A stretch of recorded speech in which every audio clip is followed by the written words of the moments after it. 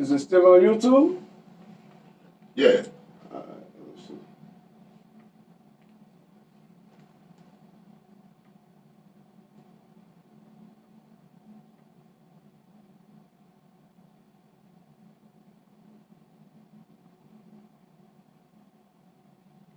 Boom. All right. I downloaded that bitch. Haha.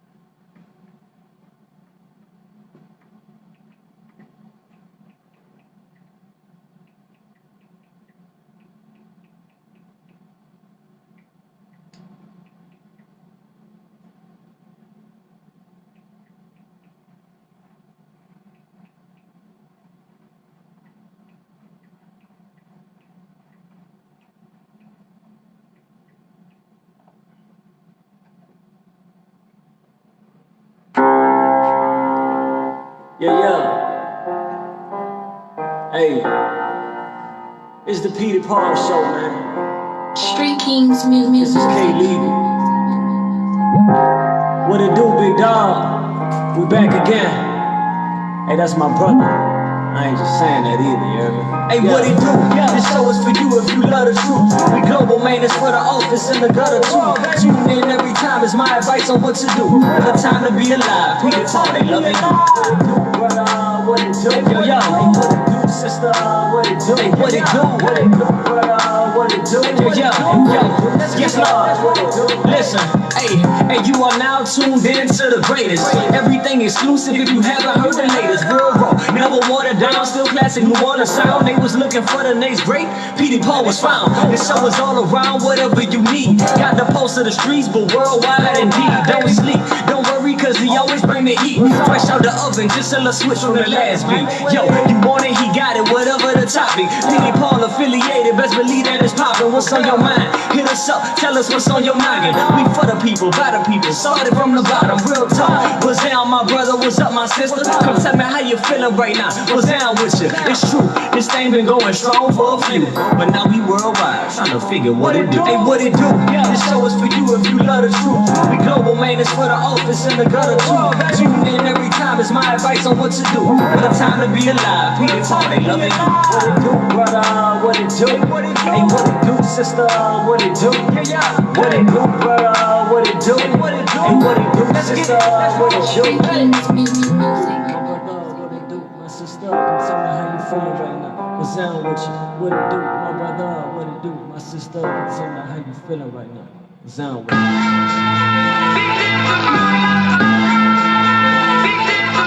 Yeah. TYP. Street Kings music. Yeah.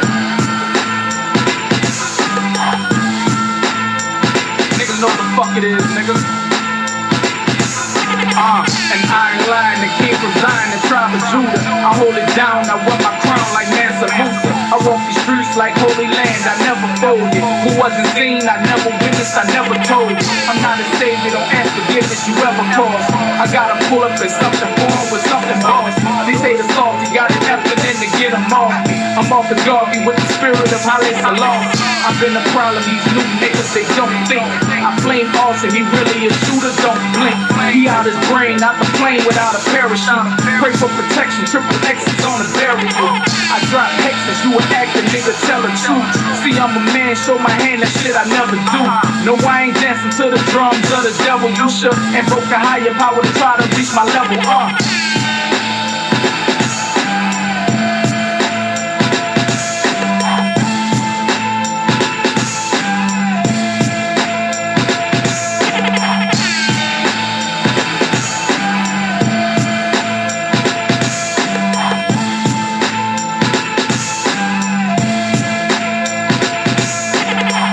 Close your eyes, inhale and take a breath, nigga. This the spirit of the Congo in your chest, nigga. Dancing like the old Negro spiritual. In a circle, holding hands like a ritual. I say a prayer, burning candles at the altar. Sacrificial lamb, plus I do it for the culture. Word to all father, ain't no nigga going harder. I do it for my people, plus the nigga flow is water. Going overboard like I'm off the boat. Spazzing on these lines like I'm off the coke. These other rap cats, shit, they gotta go. Get the fuck up off my block, nigga, I'ma know. Go do something with your life, nigga, pay your debt. How the fuck you hustle 20 years and you ain't a vet? I got them all on pins and needles, bitch, you ain't a threat. 100 rounds when we been in the corner, show you how to play.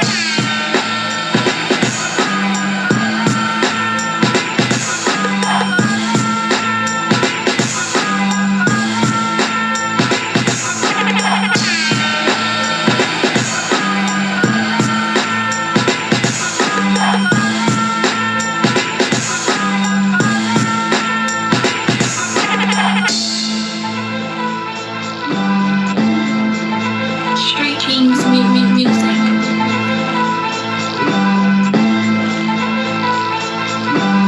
Oh shit, man. What it do, baby? What it do is the one and only Petey Paul. What it do show, man. Hey, y'all, let me tell y'all something. I had a damn good day. You hear me? I was able to stop and get me something to eat. To my guests and everybody that's in the building, look, my apologies. I wasn't able to get no breath mints.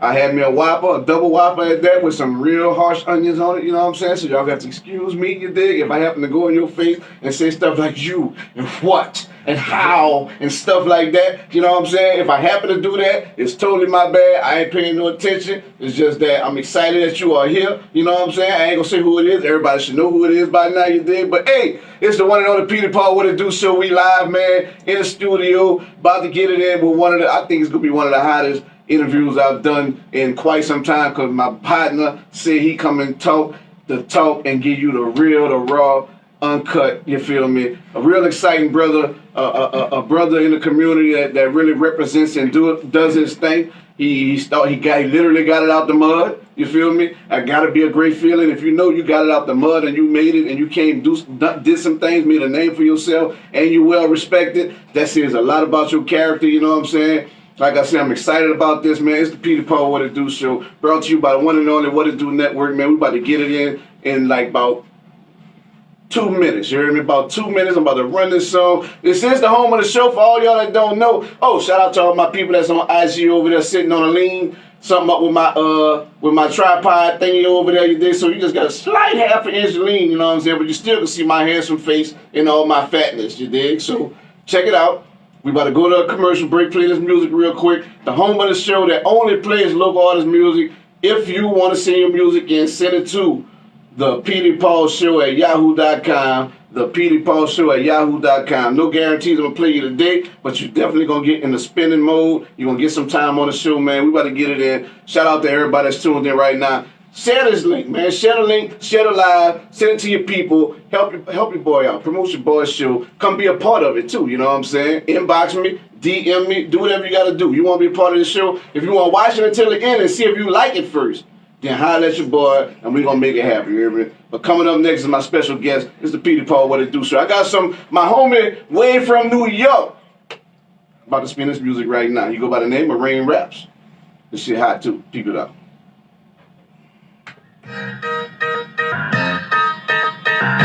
I I'm sipping on some frogleg soup. My life goals got me warlock and Gandalf on my gander. Leave the pack, my first outdoor shop. Get my homies scared for uphill battle. Make it out the hood like mine is a Moria. Refuge in a blood parents border. I be freedom in the young children of corn cobbers. Growing up so big, the clientele would think they horror shop. Money shrunk the kids, turned us to some fast adults. Urban OG showed us ropes so we could get our cashes up. Tell me where's the catapult? I wanna stone the jailhouse. Free the population, regal homes and miss a mouse spouse. Instead of JPN, they held my man's BM during this 10 plus bid. He still sliding the girls' DMs and got 10 plus kids. I mean, my cousin never changed him, but least I could do is hope that he can get out, change his life, but won't see the end of his rope. Trying to pull up all my bros, giving 10% of my property to pastor for a slave behind heaven's gates. He's a copy keep. That same story, and the damn thing changed. What I'm saying, just the pain, nothing gained in this wonderful world. Plot twist, cause the change gon' come. Keep the faith going up, you be made in this wonderful world. Same story, and the damn thing changed. What I'm saying, just the pain, nothing gained in this wonderful world. Plot twist, cause the change gon' come. Keep the faith going up, you be made in this wonderful world. Wink diet with government cheese and low and sweet. To keep the Kool-Aid coming was washing down skillet potpourri.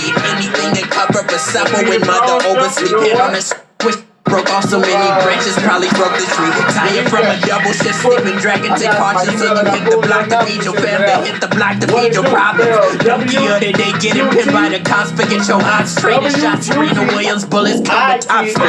Looking for more options to fit in the poplars. Blowing loud from PTSD from this war, but boy, you need your noggin. Depending on consignment, only work for short run. Stretch my legs to get my partners running through their walls in college. Too much youth to waste yourself, never do the time glide.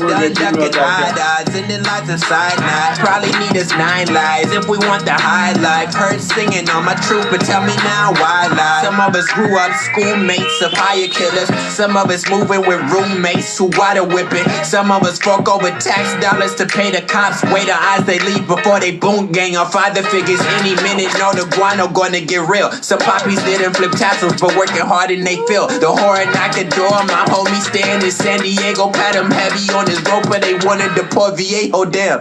Same story, and the damn thing changed. What I'm saying, just the pain, nothing gained in this wonderful world. Plot twist, cause the change gon' come. Keep the faith going up, you'll be made in this wonderful world. Same story, and the damn thing changed. What I'm saying, just the pain, nothing gained in this wonderful world. Plot twist, cause the change gon' come. Keep the faith going up, you'll be made in this wonderful world.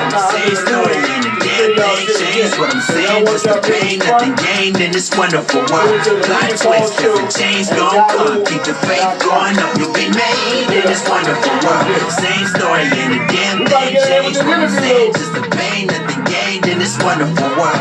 Plot twist, cause the change gon' come. Keep the faith going up, you'll be made in this wonderful world. Ladies and gentlemen, standing at 6 foot something with his hair, maybe 7 foot at the top of the tips.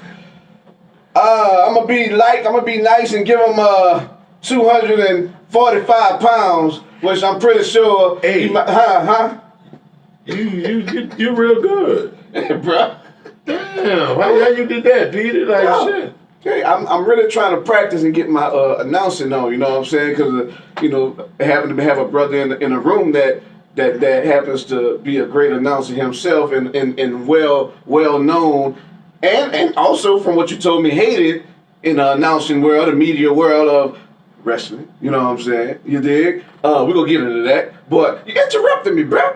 So. Yeah, because you fucked me up. So, I mean, do your thing. The floor is yours. This is your house. Do your fucking thing, Peter. Woo! In the left-hand corner, hailing from, I'm going to go and say, Magazine Street, flirting all the way back to flirting with the Xavier Prep girls. Okay. You heard me? With a boombox on his karaoke and boombox machine on his porch. You know what I'm saying? Every girl from the 90s from Xavier Prep know him. Yeah, talk about it. Sitting right here to my left, my immediate left, yeah, with this deep voice, the one and only Big Rap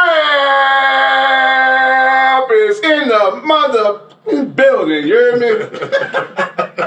But Peter, you fucking crazy, man. What's up, y'all? What's up with it? It's the Kentucky whiskey. Oh, it's all. Hey, we on the right level then. Cause let me tell you, I was drinking some Kentucky whiskey before I got here. Yeah. I was on some real shit. I was drinking some Kentucky whiskey before I got here. That's that, yeah, boy. Everybody talking about Hen, boy. Shit, Hen got his own respect level. You know what I'm saying? Like I don't want to say the name of the Kentucky whiskey I was drinking because they ain't cut us no check. But exactly. but that's why I said Hen instead of the other, the other syllables. You know what I'm saying? So yeah, we only say Yeah, see, y'all gotta know about that there. You know what I'm saying? Man, we here. So hey, bro, I thank you for taking the time out to come on this show, bro. I know you've been following me for quite some time, right. and I appreciate that for real. It means a lot with me coming from like nowhere, out of nowhere, creating this show literally from scratch, brother. And I didn't know where the hell I was gonna take it, dog. And I just been making strides over time, literally over time, bro. Right. It took me a while to get where I'm at, and I'm still nowhere near where I can go. You feel me? But to have you here, you heard me, it means a lot. And that conversation we had when we ran into each other down in Mid City. Oh yeah, word. With Box Bangers. Word, Box Bangers. Shout out to Box Bangers. Yeah, what's them? Say, bro, mad love to them, bro. Like real talk. But we had a conversation on that porch that really led to this interview because what you had to say really touched me, like, you know what I'm saying? But I don't want to get into that yet. I want to warm the crowd up, you know what I'm saying? Let's warm the crowd up first, you dig? And let's go back to how I started off, all the way back where you from, which is when I was saying the karaoke machine and the Xavier Prep girls, and even my ex-wife knew who you was and talked about it, said she was crazy, deranged, and throw it off. Hey man, it is what it is, man. You know, I've been in this industry since I was a kid, since back then, and I've been. Hey, that's what I've been doing, man. It is what it is, man. Yeah. Yeah, man. Bruh, no, don't you can't cut the conversation short, partner. I ain't gonna cut it short. We here. I'm just saying, don't be all bashful. I gave you the floor to go ahead and tell it, bruh, but you told me, you feel me, that you used to be on the porch. Yes. With that karaoke machine. Loud as a motherfucker. Yeah. I used to be out there, me and my partners, like this was the whole routine. I heard me get home. Hurry up and get on. Yeah, you know what I'm saying? I heard me get home, you heard me put the karaoke machine outside, you know, we already recorded all kind of songs. Like, you know what I'm saying? So we like, it's funny because we've been doing porch concerts. You see how porch concerts, like everybody in trouble for like everybody like beef behind porch concerts right now? Yeah, but we've been doing porch concerts, boy, we used to have all kind of people out there. Right. Like, man, like, psh. Take it with, but wait, you said you used to hurry up home. Yeah. You said you used to hurry up home. This is the thing, though. This is the point I'm trying to make. Were you in school at the time? Yeah. So therefore, if you hurried up home, what did that mean? You partially or fully cut your 7th period? Nah. I mean, see, the thing was, you know what I'm saying? I played sports, so I go home for a little second, and then come back to practice. Right. My 7th period was PE. And my PE was your my coach. Like, you know what I'm saying? So he already know what it's in for. Like, look, coach, I'm about to go home. Look, I'll be right back. Because I ain't stayed that far from Fauché at all. So it's like, you know what I'm saying? So it's like, I'll go home. Like, you know what I'm saying? There's a lot of Welsh. I said, Welsh, I'm going to take shit out of him. Like, you know what I'm saying? I go, crank that shit up right quick. You know what I'm saying? And then go back. You know what I'm saying? Oh, it'll be all good. Wait. What years you was at Fauché? I was at Fauché from 94 to 96. Yeah. Like, you know what I'm saying? Like, so I was Me in and there. you played against each other then, brother. Oh, so y'all lost? I mean, hey, man, come on. You know what it's hitting for. We was undefeated, though. Like, hey, man, hey. Oh, like, unless you went to, like, you had to go to, who we lost to? Breakout, start to itch Company? real bad. Next subject. Hey, you brought it up. I didn't know that was what the you year. played, Petey? What position you played? I played a little bit of this, a little bit of that. I started off at quarterback, then I went to running back, then I went to safety, and I went to cornerback, and I finished up at cornerback. At the mighty goddamn Sarah T. Reed, you heard me? I figured. The mighty Sarah T. Reed representing that M-I-C-H-O-U-D, you heard me? M-I-C-H-O-U-D, Miss You, original gangster, you feel me? Hey, you know, I got love for Reed, you know that? I got love for Reed, man. I used to, when I did cut school, Peter, now this some funny shit. I used to cut school and come to y'all school. All the way to the east. Yeah, cause y'all had the bros. I used to cut school and be in y'all TV room, cause we ain't had no TV room at Foch. How you get upstairs? What? Because Foch uniform was blue pants, light blue shirt. Yeah. What y'all uniform was? We had a yellow shirt. Yeah, all I did was put on my cousin Sid. Shout out to Fat Sid. I put on my cousin Sid for the yellow shirt, and I come to school with my cousin. Like, you know what I'm saying? Shout out to all my lotto pick people. You know what I'm saying? You already know this info. T.A. Lou, you already know this info. Yellow shirt. I used to be back behind the school, rapping with everybody like I went there. Yeah. I used to do that to everybody at school. Boy, I put on a uniform like your school, boy, come to your shit. How many? That's about 3-4 buses, huh? I had the fucking, my grandma had got me the fucking bus pass. Like, the shit was like, and it go for all month. How much you caught the bus back then? What? Throughout your whole young career to when you first started rapping and everything, dog. Like, boy, let me tell you something. I am an advocate of public transportation.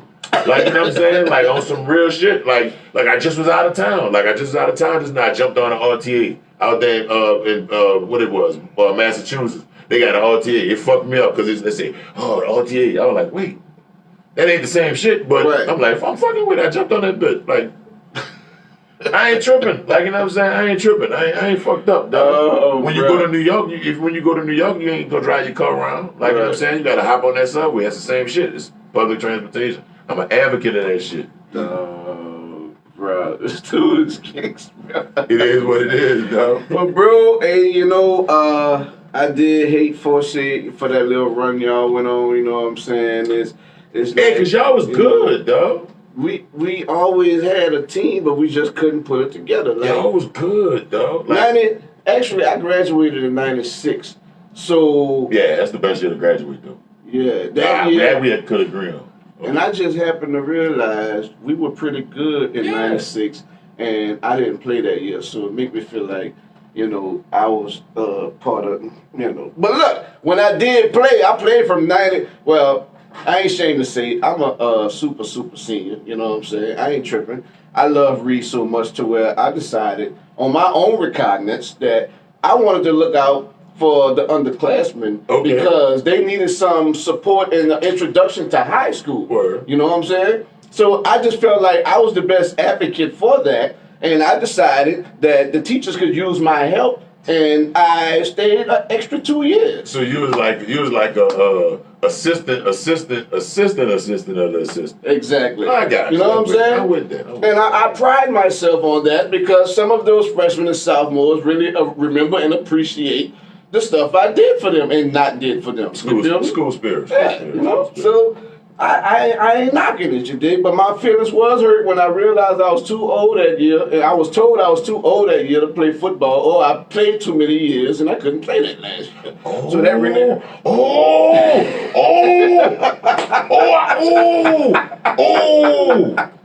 know that. We ain't gonna go into detail about that. It just clicked. Okay. Oh boy. Okay. Say, bro. Okay. Because y'all had a lot of games and then y'all didn't. I wonder why. I wasn't because of me. I'm just. I didn't laugh. This on both cameras. You already said it. What time you put your hand on the bottom?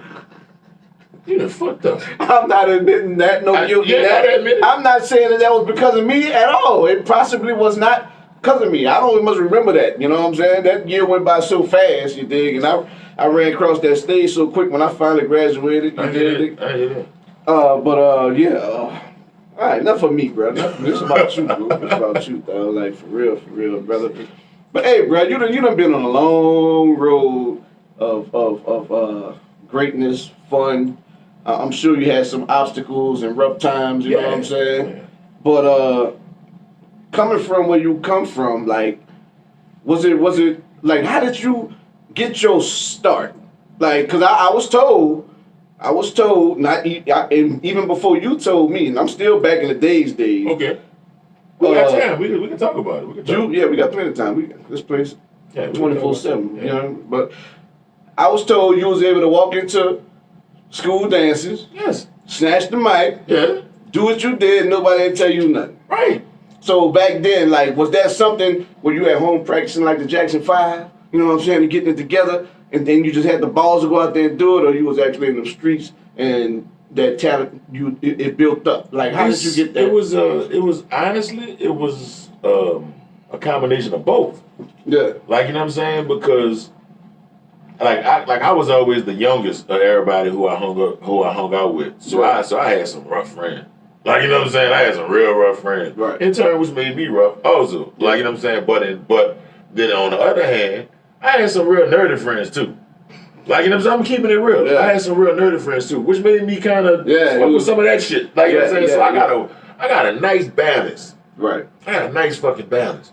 So it's like, you know what I'm saying? Like, I know how to be in both. I got my fucking feet on both sides of it. So it's like, I could talk to my nerdy friends about whatever the fuck, Chinese, karate, fucking whatever. Like, you know what I'm saying? Whatever they want to fucking talk about. I know buku random shit that we can fucking have a conversation about. Right. Like, you know what I'm saying? And that's cool. But then on the other hand, I know how to fucking whip that shit back. So it is what it is. Right. Like, you know what I'm saying? So damn.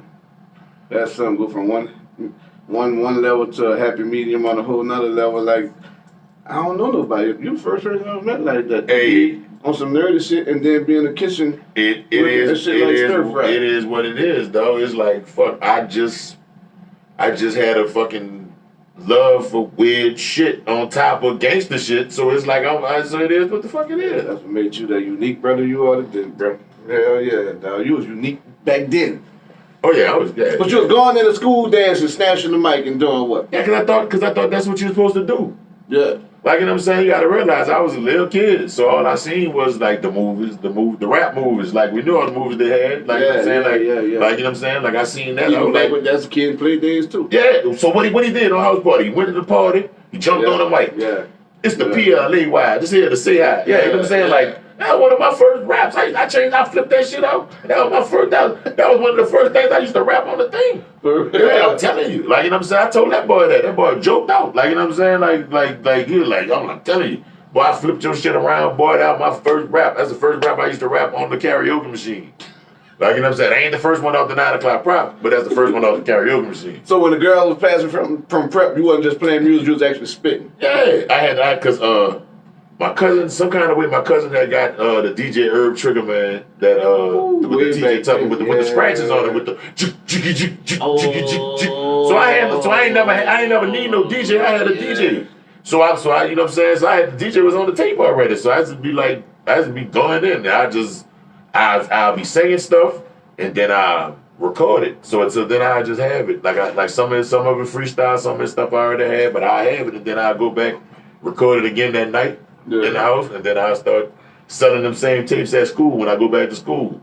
$2. You could get it for $2, and there was 60-minute tapes on both sides. So you getting like 120 minutes of music for $2. Like, you know what I'm saying? Like, them bitches full. That was a lick back then. Yeah, they full with skits. Yeah. I mean, but it might be the same beat like fucking 20 times, but you about to get buku songs with features, cause I don't know who the fuck I thought I was when I was young. I don't know who the fuck I thought I was with that shit. Cause I fucking go in the magazine, call these fucking record labels, had these people coming to my house talking to my grandma, like all kind of shit. Like, I used to be tripping. Like, you know what I'm saying? Like, but that in turn what got all these labels and shit familiar with me at a young age, and that's how I was able to kind of move around and just do all kind of shit. They like, how the fuck he do that? Like, you know what I'm saying? They're like, man, because them dudes used to be special guests at them dances. The same dancer where I come and jump on the mic and sing my little shit. Like, you know what I'm saying? They'll see me rock that bitch, and then they were like, well, fuck, nigga, you can come with us out of town. I'm like, well, fuck, if my grandma let me come, I'm gonna come. If grandma let you come. Yeah, cause I was little, dog. Like I've been this height, but I've been rapping since I was like fucking 13. So like, you know what I'm saying? Like, so I've been grabbing the mic like since Holy Ghost dances and fucking shit like that, and going to fucking middle school dances and at Bell and shit, jumping on the mic and shit, just all kind of just shit like that. Like, you know what I'm saying? Like, all right. Well, shit, we're gonna take a quick break. We're gonna come back, and when we come back, we're going to jump over into this Q93 9 o'clock prop shit that somebody happened to be the first person ever to do it. That's what I was told, you know what I'm saying? But I don't know the whole story. Yeah. Okay? But we gonna come back with some more big rap, man. It's Petey Paul, What It Do Show. Brought to you by the one and only What It Do Network. The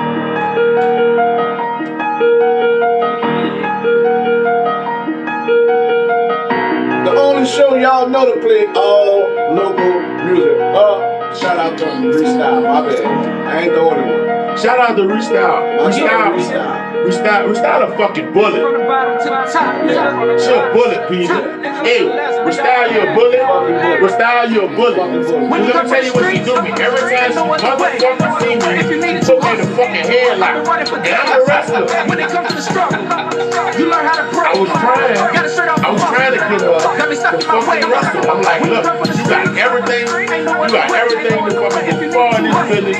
I'm telling you, we can fucking do it. When it comes to the You know what I'm saying? Like they got 9 jacks. I sent the videos and everything. I'm telling you, I'm blind. Shit, I remember mama struggling. Lord knows she tried her best. Made sure me and my sister ate. Then she took whatever's left. Learned to work them hand in hand. Running to the fiends at night. Top Central with Auntie Weeds. Corny rice or beans at night. I was on the corners with Lil Man. OG niggas, they show us love. Niggas ain't really know what it was. When they roll up, you blood of cuz. Thanks to the Lord, we made it dub. Run and chase that ice cream truck. Shit, I done got in my bag again. Fuck you niggas that pricing up. I guess y'all feeling safe for niggas. Please don't test my patience, niggas. You ready to I ain't never no case for niggas. They just gotta go like this for niggas. Get the bag and I gotta stay away from niggas. Grandma never was like a church. She was on her breath and saved the niggas. Ain't no other way. If you need 200, I've been running for days. When it comes to struggle, you learn how to pray.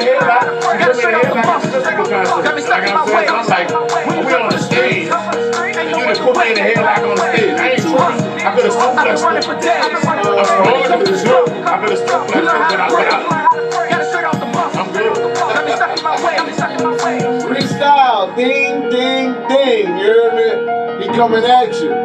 He coming at you. He coming for you. I ain't coming forward. Don't do that. Don't do that because you know she been in, you know. I use the wrong terminology. Yeah, you know, that's the big titter in New Orleans. She been can't got me. Like I don't want no smoke, man. I don't want no smoke. Oh my God, bro, I can't with this dude. I don't want no smoke, man. She a real bullet. I'm afraid. Shit. I'm afraid of her. We back, man. The one and only Petey Paul, What It Do Show, brought to you by the one and only What It Do Network, man. We got the homie Big Rap in the building, and we gonna continue this conversation. We ended up, when I went to commercial break, which wasn't really a commercial break for y'all, but y'all gonna see the commercial break on YouTube when I edit this shit. But yeah, live get all the live get all the raw shit. You know what I'm saying? Live get all the raw shit, dog. But after all the school dance, bum rushing the microphone and doing your thing and all that shit, you kept with it. Yeah. And you kept with it, you kept pushing. Then this radio station, local radio station here in New Orleans, the most popular one in New Orleans, Q93. Right. They started this 9 o'clock props thing. Yeah. Man, I used to love listening to that shit. Hey, you what's your name? You're on the radio with your boy Wild West. Now look, when I was on it, it was, hey, you, what's your name? You're on the radio with Mike Fox and Wild Wayne. Because it was Mike Fox and Wild Wayne. I was the first person on the first night that they ever had it. Me and Nika girl from Holly Grove. Okay, well I wasn't listening to it back then. I didn't know. Hey, cause I used to hound on the radio station. Like I used to be relentless at a lot of just shit. Like you know what I'm saying? Like I hound the radio station. Like I call the college radio station. Like I used to call WTUL. Like whoever was the jocks on the radio station, they knew the fuck I was. I always call every Thursday WTUL. Me and Majesty Sosa. Like you know what I'm saying? Like me and him used to call all the fucking time. We used to be at my house. Like he used to be making the beats for my karaoke machine and shit. Like you know what I'm saying? Like I'm telling you, it was a whole bunch of us, a whole bunch of people that's out right now used to be at my house rapping on the fucking karaoke machine. Like you know what I'm saying? And we used to sell all these fucking tapes with all this fucking shit on it. Like you know what I'm saying? We had a whole thing going on. We was tripping. Straight tripping. But we were making money too. It wasn't a lot of money, but we were making money. Right. Like I'd go to fucking Walmart, get the fucking big old pack of the fucking TDKs. This motherfucking, I fucking sit there and copy every last one of them motherfuckers. Go to school, send a bitch $2 a tape, go back, get some more. Like, you know what I'm saying? Like, I've been making mixtapes, man. Damn. That shit fucking crazy. You seem like a born hustler. Like, you know what I'm saying? Like, I just thought that's what you're supposed to do. Like, I never thought about the other shit. I was like, well, fuck. Like, I could sell these bitches. Yeah. Like, you know what I'm saying? They give me $2. I don't know why. I don't know what the fucking $2 shit was, but I was like, fuck. Like, I wish I could go back in time and talk to myself and be like, hey, motherfucker, $2? Like, you get 5? Right, what the right. fuck? Like, what you think one of them tapes right now would make people do that you made? I mean, I knew it had to have some hot shit on that, dog. That shit, and you'll hear a very young me, a very young, like, recipes via Mike. They got like a whole lot of other artists, like shout out to my homeboy Polo T. Like, you know what I'm saying? Mad Associate, Associate family. They got a lot of people, T Money and them. They got a lot of people that used to come over there and just really just build. We used to all just build all at different times, but like it was just cool, like, you know what I'm saying, to see a lot of them progressing their careers too. Right. Like, you know what I'm saying, because we all know where we come from. Like, we all come from grabbing the mics at the dances and at the underground and all the teen clubs and shit like that. Like, we all come from all that. So it's like, we was the motherfuckers bubbling on the under when the other shit was coming. And I used to fucking call all the fucking radio stations and all the fucking record labels, any record label that they had in the phone book, I called them bitches. Me and my partner. Shout out to my homeboy LeVar. Me and LeVar used to call them motherfuckers. And he used to always rap. And I used to be on that motherfucker. Sometimes I rap a little bit. And then after I hit the 9 o'clock props, them motherfuckers were calling me. And they started fucking trying to get my grandma shit. Yeah. Letting me open up for artists and bringing me the concerts. So you actually won the 9 o'clock prop? I mean, it wasn't even a contest then. Oh, when Fox and yeah, it wasn't even like the contest happened way later. It wasn't even a contest. So I double back, like just to jump around. I doubled back on it a couple years later, and I started saying my name was Magnolia Mikey, and I went back and I won for 7 weeks straight. Like, you know what I'm saying, like with a whole nother rap voice, and don't even sound like me, just to fucking prove a point. Like, you know what I'm saying? I'm like, dude, man, look, I can fucking rap however. Like, however anybody fucking rap, I can fucking rap. That's the gift and the curse. That's what I do. It is what it is. Right. Damn, bro. I love that throwback shit, dog. Cause I love our time, bro. Our days back then. I love them way more than now, dog. It was so more wide open as far as like us being happy, good people, and just being okay. You know what I'm saying? Right. We played, we hung, we went out, we did shit, we fought. It wasn't always that killer mentality. You was able to actually go out, have a good time, and I mean Riverboat Hallelujah days, dog, and all that, bro. Man, that was them fun times, dog. I just put some footage up on my YouTube. From the Riverboat and shit like that. Like, I was like, cause motherfuckers be talking about history a lot. Like, you know what I'm saying? But they be jumping around, leaving shit out, leaving people out. Like, you know what I'm saying? I think that shit like the fucking Apple logo. Like, you saw the Apple logo, look how they got that fucking piece. Yeah. That fucking piece missing. That's what motherfuckers do with New Orleans history. Like, they give you all this, but the main important part that your other part you need to make you whole and you know what the fuck exactly what's going on, they don't fucking do that. They motherfucking leave out intricate parts and people and all kind of shit like that. And I'm like, well, damn, if you're gonna tell a story, tell a fucking story. Yeah. Because don't you think in life, our history has been manipulated enough? Yes, instead of being manipulated by us. Yeah. Like, you know what I'm saying? So we have a responsibility to motherfucking put history right. Like, you know what I'm saying? If we can. Like, you know what I'm saying? Like, I have footage, I got pictures, I got all kind of shit. So a lot of shit that I got contradict a lot of shit people putting out. Right. Like a lot of narratives. So that's why I realized it ain't nothing personal that a lot of them got against me. Like, you know what I'm saying? But I know that they can't mention me because they know the shit I'm gonna mention. Right. Like, you know what I'm saying? Like, I'm gonna mention shit about them that they not gonna want nobody to talk about because like they have a narrative about their careers that start at a certain point. Right. And I'm like, well, damn, dog, wasn't you with such and such and such and such and such and such before this? Like, these people didn't just come fucking find you. Right. Like, come on, man, stop all that lying. Like, why is you lying about your fucking history when there's people that know you? Right. Like, you know what I'm saying? That's just like you was talking about, like, you was like, man, like, before you even told me, somebody told me about, you know what I'm saying, what you used to do. Yeah. Like, you know what I'm saying? Like, what about it came in here Like how niggas be with all that bullshit. Like, you know what I'm saying? All that, yeah, because I was a motherfucking #1 head bust around here. Ain't nobody could motherfucking, like, no, man, come on, man. I know you. I know you, dog. Yeah. Like, man, come on, man. Like, don't do that, dog. Yeah. Don't do that, dog. Mm-hmm. Like, you know what I'm saying? Like, that shit is so irritating because, like, especially here, because motherfuckers like to jump in front the fucking train. Yeah, and take all the accolades and don't be knowing half the shit what be going on. Like, motherfucker see something going and then jump in front and be like, oh yeah, I put all this together. It's just me. I did this, I'm the man, I put all this together. Mm-hmm. Like, you know what I'm saying? I'm like, well, damn, all right, well, tell me about the specifications of the shit. You know, well, I gotta go call somebody and ask them. I'm the nigga that fucking put that together. But you don't even know that because somebody told you some shit and you ran with it and you just like, you trying to cut me out, and I'm like, well, damn, dog, like, I would have never, like, I don't. So many people do that shit. I don't fucking understand it. I don't understand that shit with people, dog. And they got shit out of it. You know what I'm saying? Like, they really actually made a name for this shit. Yes. We could be so far as a culture in the city. Because you know everybody be on that, oh, we could doing this for the culture shit. Mm-hmm. If you really was doing it for the fucking culture, it'll be everybody doing it for the culture. Not having your fucking picks and chooses on for the culture. Like if you mad with somebody, then they ain't for the culture no more. Yeah. Like that's bullshit. Like it's fucking bullshit. Yeah. Like you know what I'm saying? Like even if some motherfuckers piss me off, I still fucking support them, rock with them because we adults and fucking people. As you know what I'm saying? So we could agree to disagree. But we got to agree to motherfucking push the overall New Orleans. Like the overall. Because niggas like to push New Orleans and then slap New Orleans all at the same time. It's like, hold up, man. Like, okay, you trying to fucking say, oh yeah, well, I'm shining the light on people. But then at the same time, while you shining the light on people, you fucking covering that bitch up at the same time. So how the fuck what the fuck are you doing? You get in the fucking way. You stand in front of the fucking train.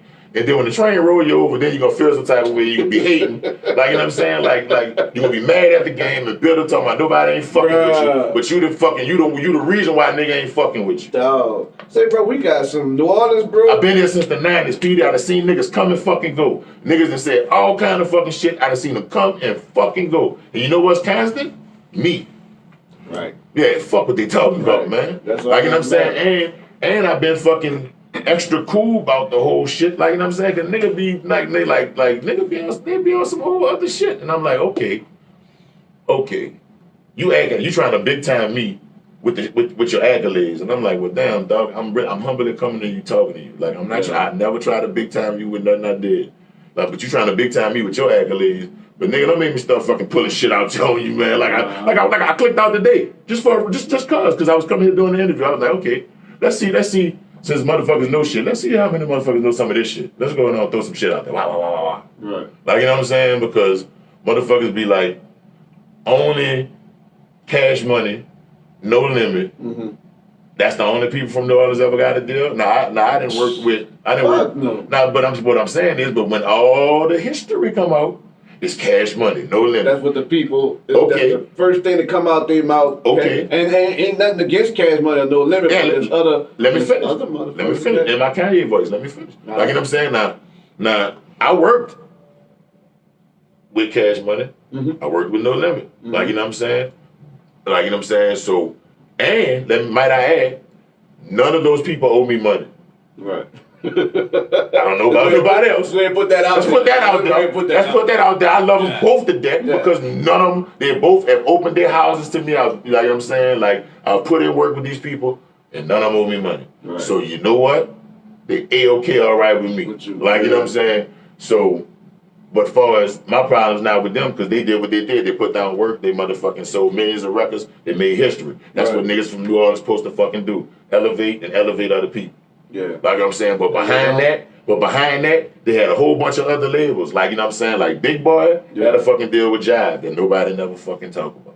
Like, you know what I'm saying? Like fucking Hardhead Records that nobody never fucking talk about had a deal with Relativity. Like, you know what I'm saying? Big Boy had another deal with Relativity for G Slim. Yeah. Nobody never talks about this shit. Yeah. Nobody never talk about this shit. Trey 8 had a fucking deal. You know what I'm saying? Like, Part of the Crime had a whole nother fucking deal. Yeah. Like, nobody never talks about this fucking shit. Fiend was on fucking Rough Riders. Currency went to fucking Fiend was on Rockefeller. Interscope, Rough Riders. Like I'm jumping around. Like you know what I'm saying? Like Black Suede was on EMI. Like they had a whole bunch of Shout out people. Black Suede, MOG.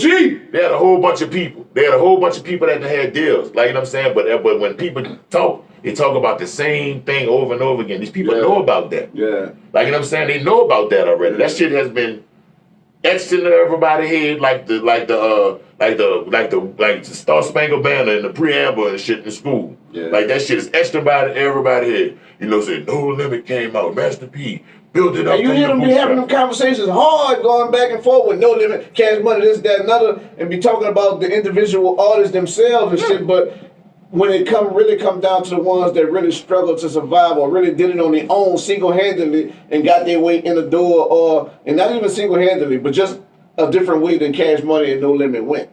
We got some successful money. That's what I'm saying. But the thing is, people like to get on platforms and jump and say, ain't nobody from New Orleans that did nothing. Ain't nobody from New Orleans gonna ever do nothing except No Limit, Cash Money. Yeah, and that's so not the truth, because New Orleans is a musical city and all kind of people have been doing all kind of shit. Yeah. Like if you pay attention, I vote for the Grammys every year. Yeah. So if you motherfucking pay attention to everybody that's been nominated from the Grammys, they got motherfuckers from New Orleans scattered all through that motherfucking all kind of genres and all kind of shit. Niggas from New Orleans winning. Niggas got motherfucking, they got a Grammy next door. Shout out to Diesel next door. Like, you know what I'm saying? Like, I'm just saying, I'm saying, like, in general. Yeah, like, you know what I'm saying? Like, matter of fact, one of my producers, Diesel got Grammys. Shout out to Diesel, man. Diesel got Grammys. Three of them things.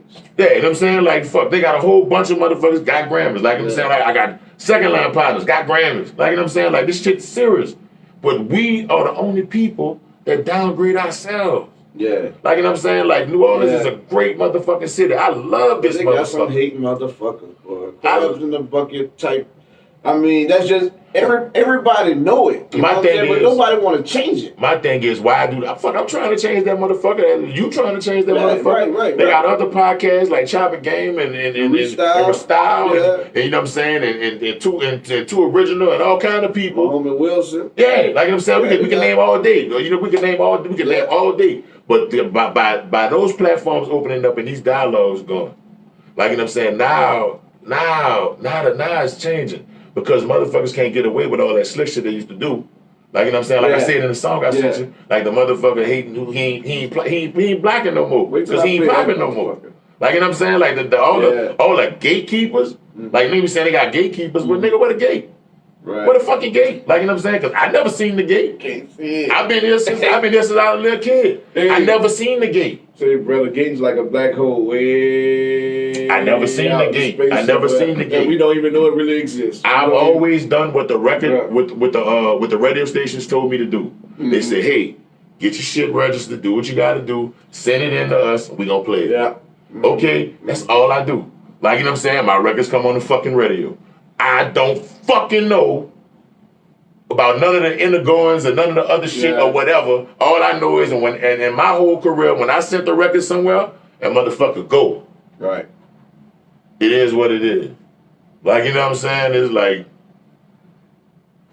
but see, I always had a good relationship with the radio station, because even before I worked there for a little while, I motherfucking used to always do intros. Like nobody paid attention to the prime real estate of doing an intro for a radio. Like, I heard your intro, your shit dope. Shout out to Street Kings Music. That's another one of my producers who produced for me. Yeah, TYP. Yes, that's my homeboy. That's my homeboy. Yeah, he made the best candy. He made the best candy in the world. I ain't never getting no candy, TYP. You gotta come to the studio. He make like Plyrene candy, big old Plyrene candies. They look like motherfucker. You serious? Yeah, I'm telling you. He make big old Plyrene candies. Don't make me call you by your government name, partner. Hey, I ain't never ever knew you made. I don't know which one you own, but you own one of these motherfuckers. Big old Plyrene candies. Big old Plyrene candies. I'm telling you. Okay. I'm telling you, he cold. He cold with it, dog. He cold with it. Okay. And he ship them too. Yeah. Yeah, he in Atlanta right now working with Cuban dog. He ship them. He ship them over there. If all y'all who know Street King, tell Street King send y'all some Street King Plyrene. All right, Street. Okay. Tell him send y'all Street King Plyrene. Street King music. Bro, I as a black man, bro, I'm proud of you, dog, and I'm happy for you. Once I saw you in the wrestling, dog, that fucked me all the way up. I'm like, wait a minute, is this dude, don't take it personal, no pun intended, is this dude retarded? Like, I'm like, and you can't a black man from New Orleans, a black man from New Orleans, from the streets of New Orleans, this particular brother in wrestling, but then I don't know how you figured all that out, but you belong in that shit. Yeah. Because I've always been a fan of wrestling since a kid. Like when wrestling was down here, I used to go to wrestling with my grandma and my grandpa and them. They used to bring me to the wrestling. My sister, one of my older sisters was in the army. Mm-hmm. Like when I used to go for summers out of town with her, she was stationed in Dallas and San Antonio and shit. Mm-hmm. I used to go see the Von Erichs and all that. She used to bring me there. I love the Von Erich, boy. The Von Erich like, was my shit, bro. When like, Gary died, oh my God. Like that's what I'm saying. Like, you know what I'm saying? Oh. So a lot of these wrestlers, just like how I wrestle now, like a lot of these wrestlers remember me as a kid. So that I got like a different kind of in like that. So a lot of these older cats remember me from just being around. Right. So they know nothing of this other shit we've been talking about this whole time. They know nothing about that music shit. They just remember me from that. And all of a sudden I'm here now. Yeah. And I never said nothing. Like when I got into wrestling, I never said nothing about I do music or I've been doing this. I said, I want to start from the bottom. And because I started doing the raffle. I was a raffle man. I used to be like, hey, how you like the raffle? That's what I started doing. That was the first thing I did in that bitch. I moved up from that to announcer, from announcer to GM, from GM. Then I started wrestling a little bit, and then after that, I started winning some championships. Nobody know your story like though. Yeah, that's what I'm saying. That people don't talk about that. You know why? Because to tell my story, it's telling the true story of a whole lot of other people who've told a lot of lies to build themselves up in a whole nother way. Yeah. Because then they know that I got footage, videos, all kind of fucking shit. So it's like, okay, I can't say Rambo fucking liar because Rambo fucking pull out them fucking, like my dog Byron Cole said, like Rambo pull out them fucking receipts. Yeah. Like, well, Rambo, you got a whole bunch of receipts, motherfucker. You ought to put them out. I'm like, man, you fucking crazy, but all right. Yeah, right. Bro, let me slide a quick question in. I can't think of the name of it. I'm gonna make it a little funny in a sense. So, okay. You were in the wrestling. Right. You like wrestling back in the G. Right. You said you hung with nerds and you hung with street niggas. Mm-hmm. But I had street niggas wrestling too, wrestling and nerds. I mean, I bridged the gap. Oh, that was too easy. That was cop, dog. That's cop. I bridged the gap. How you gonna have street niggas wrestling nerds, dog? Because that ain't bridging no gap, bro. It is because man, that's cop. Listen, that's a lot of them nerds I had wrestling them street niggas became, I wouldn't say street niggas, but they ain't They got tougher. Yeah, like you know what I'm saying? Like they now you did them a favor. Yeah, not because I'm about bringing people together. I've been about bringing people together. Shit. Like because I used to play football with the older cats. Like you know what I'm saying? Like Noam that be with Jazz and them and all that. Like Noam and the Caesar brothers and all that. And Jason Neville and them. Them dudes used to fuck me up on that fucking Napoleon Park playing pitch up tackle with them crazy barbarians. Right. They're a bunch of barbarians, all of them. They're a bunch of barbarians. Like in them sides to play basketball with Serve On and see Murder and them at Napoleon Park. Yeah. Like I used to I've always been around these people before I even knew who the fuck they was. Like you know what I'm saying? I've always been around them. So people know me from Lil. So they kind of it's kind of different with me. Round. That's still not right, bro. You gonna bring nerdy dudes and street dudes that be whipping it up and toting gats. You know what I'm saying? With dudes that we had actual real hard computers, the old school computers back then. Right. They had glasses, wore tape to hold them together in the middle, tight pants, penny loafers and stuff like that. And you mean to tell me you brought street niggas to nerdy niggas and actually made that happen and I guarantee you the street niggas won every damn time, pretty much, right? No. The first time I ever met. Listen, because first off, like niggas a pick, like you know what I'm saying. So niggas ain't like I'm like okay, like but give me Petey, and then nigga be like, but give me Jew. Then I be like, but give me Jazz, and then like, but give me Chris. Like you know what I'm saying. Like and so it just keep going. Like you know what I'm saying. So niggas was kind of matching up. Like you know what I'm saying. Like just because he's nerdy don't mean he ain't fast. Like, all of us go to school together, so we hit PE, so we know what it's hitting for.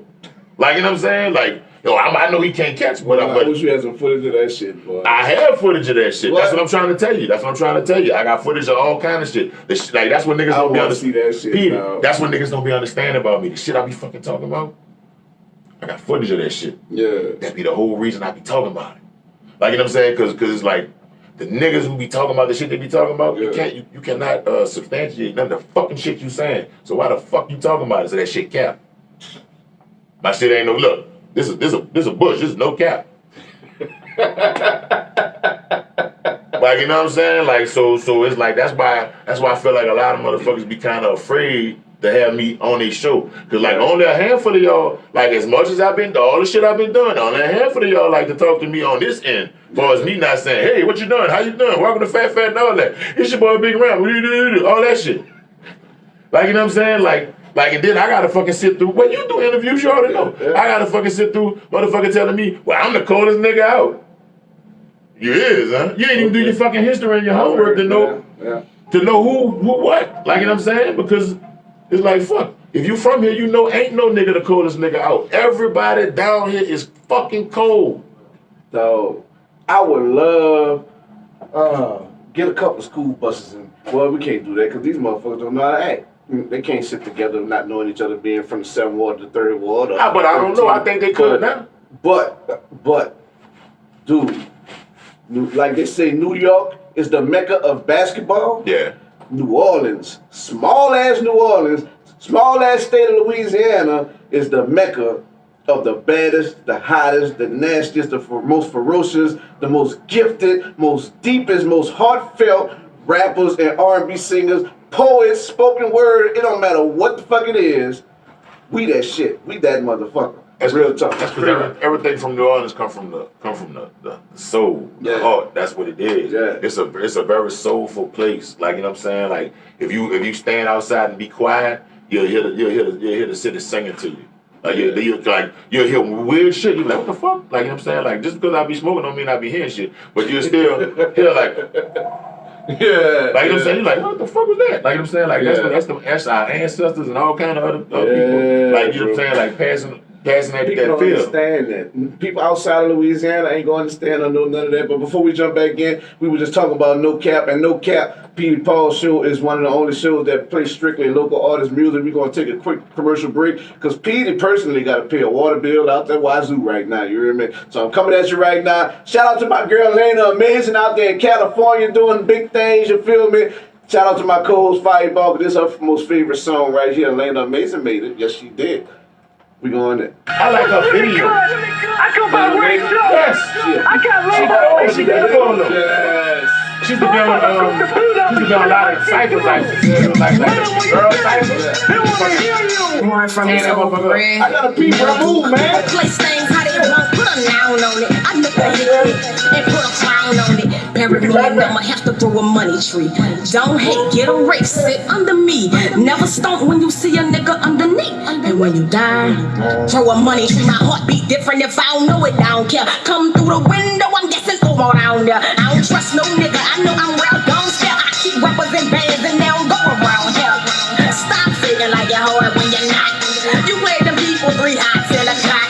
They sleeping on me, I'm banging pots. Near, he was trying to call a shot. I'm back strong, spasm on your muscle, one eye and I stand out over records. I beat it big through the muzzle. I'm the type of rebuttal, accessorize my waistline, but I ain't never gon' buckle. Pussy too good, I learned to keep it to myself. That bitch should get me killed, I put her on the shelf. Control who? You just saying some shit, bet you gon' get him while he's trying to demand some shit. Why hate? We can all get $1. I'm a boss, I ain't in the cutting hours. I won't eat until the whole team gobble. I was about to dough when the dough was still flour. Going broke, I'm not coming. No shit, I'm not plumbing. I don't care what you got from me. Why back out? Hot summer, you know how them racks felt. Kick habits, black belts, better throw them cards in. Boy, that ain't my hand. Who tell? I'ma be here, I'ma ride in this bitch. I'm coming. You gon' think he hit the spot in this bitch. They was talking like I'm not in this bitch. I won't smoke close to vent. It's getting hot in this bitch. Pulled everything out the drawer, pulled everything out the wallet. Jasmine, where you at? Fuck, usually you be in my closet. All underneath the bed, got me in the blinds, peeping it. Looking for my heart like, what the fuck, the naughty? He with that 10 toes down and I don't go around there. New piece on my side, don't make me show around here. You got an audience? Oh, that's how I go around here. I'm an artist, I put on the show around here. Easy or the hard way, y'all gon' have to give me. I don't need a whole team, y'all could just give me before I get finicky. About talk that ain't paying me, I switch the subject, cut you out. Talk to and answer me like Joe made the beat. Lena, Joe made the beat. Yeah, I put my shit on blast. Super easy, I know they count bad, you really put me on my ass. But I can picture you telling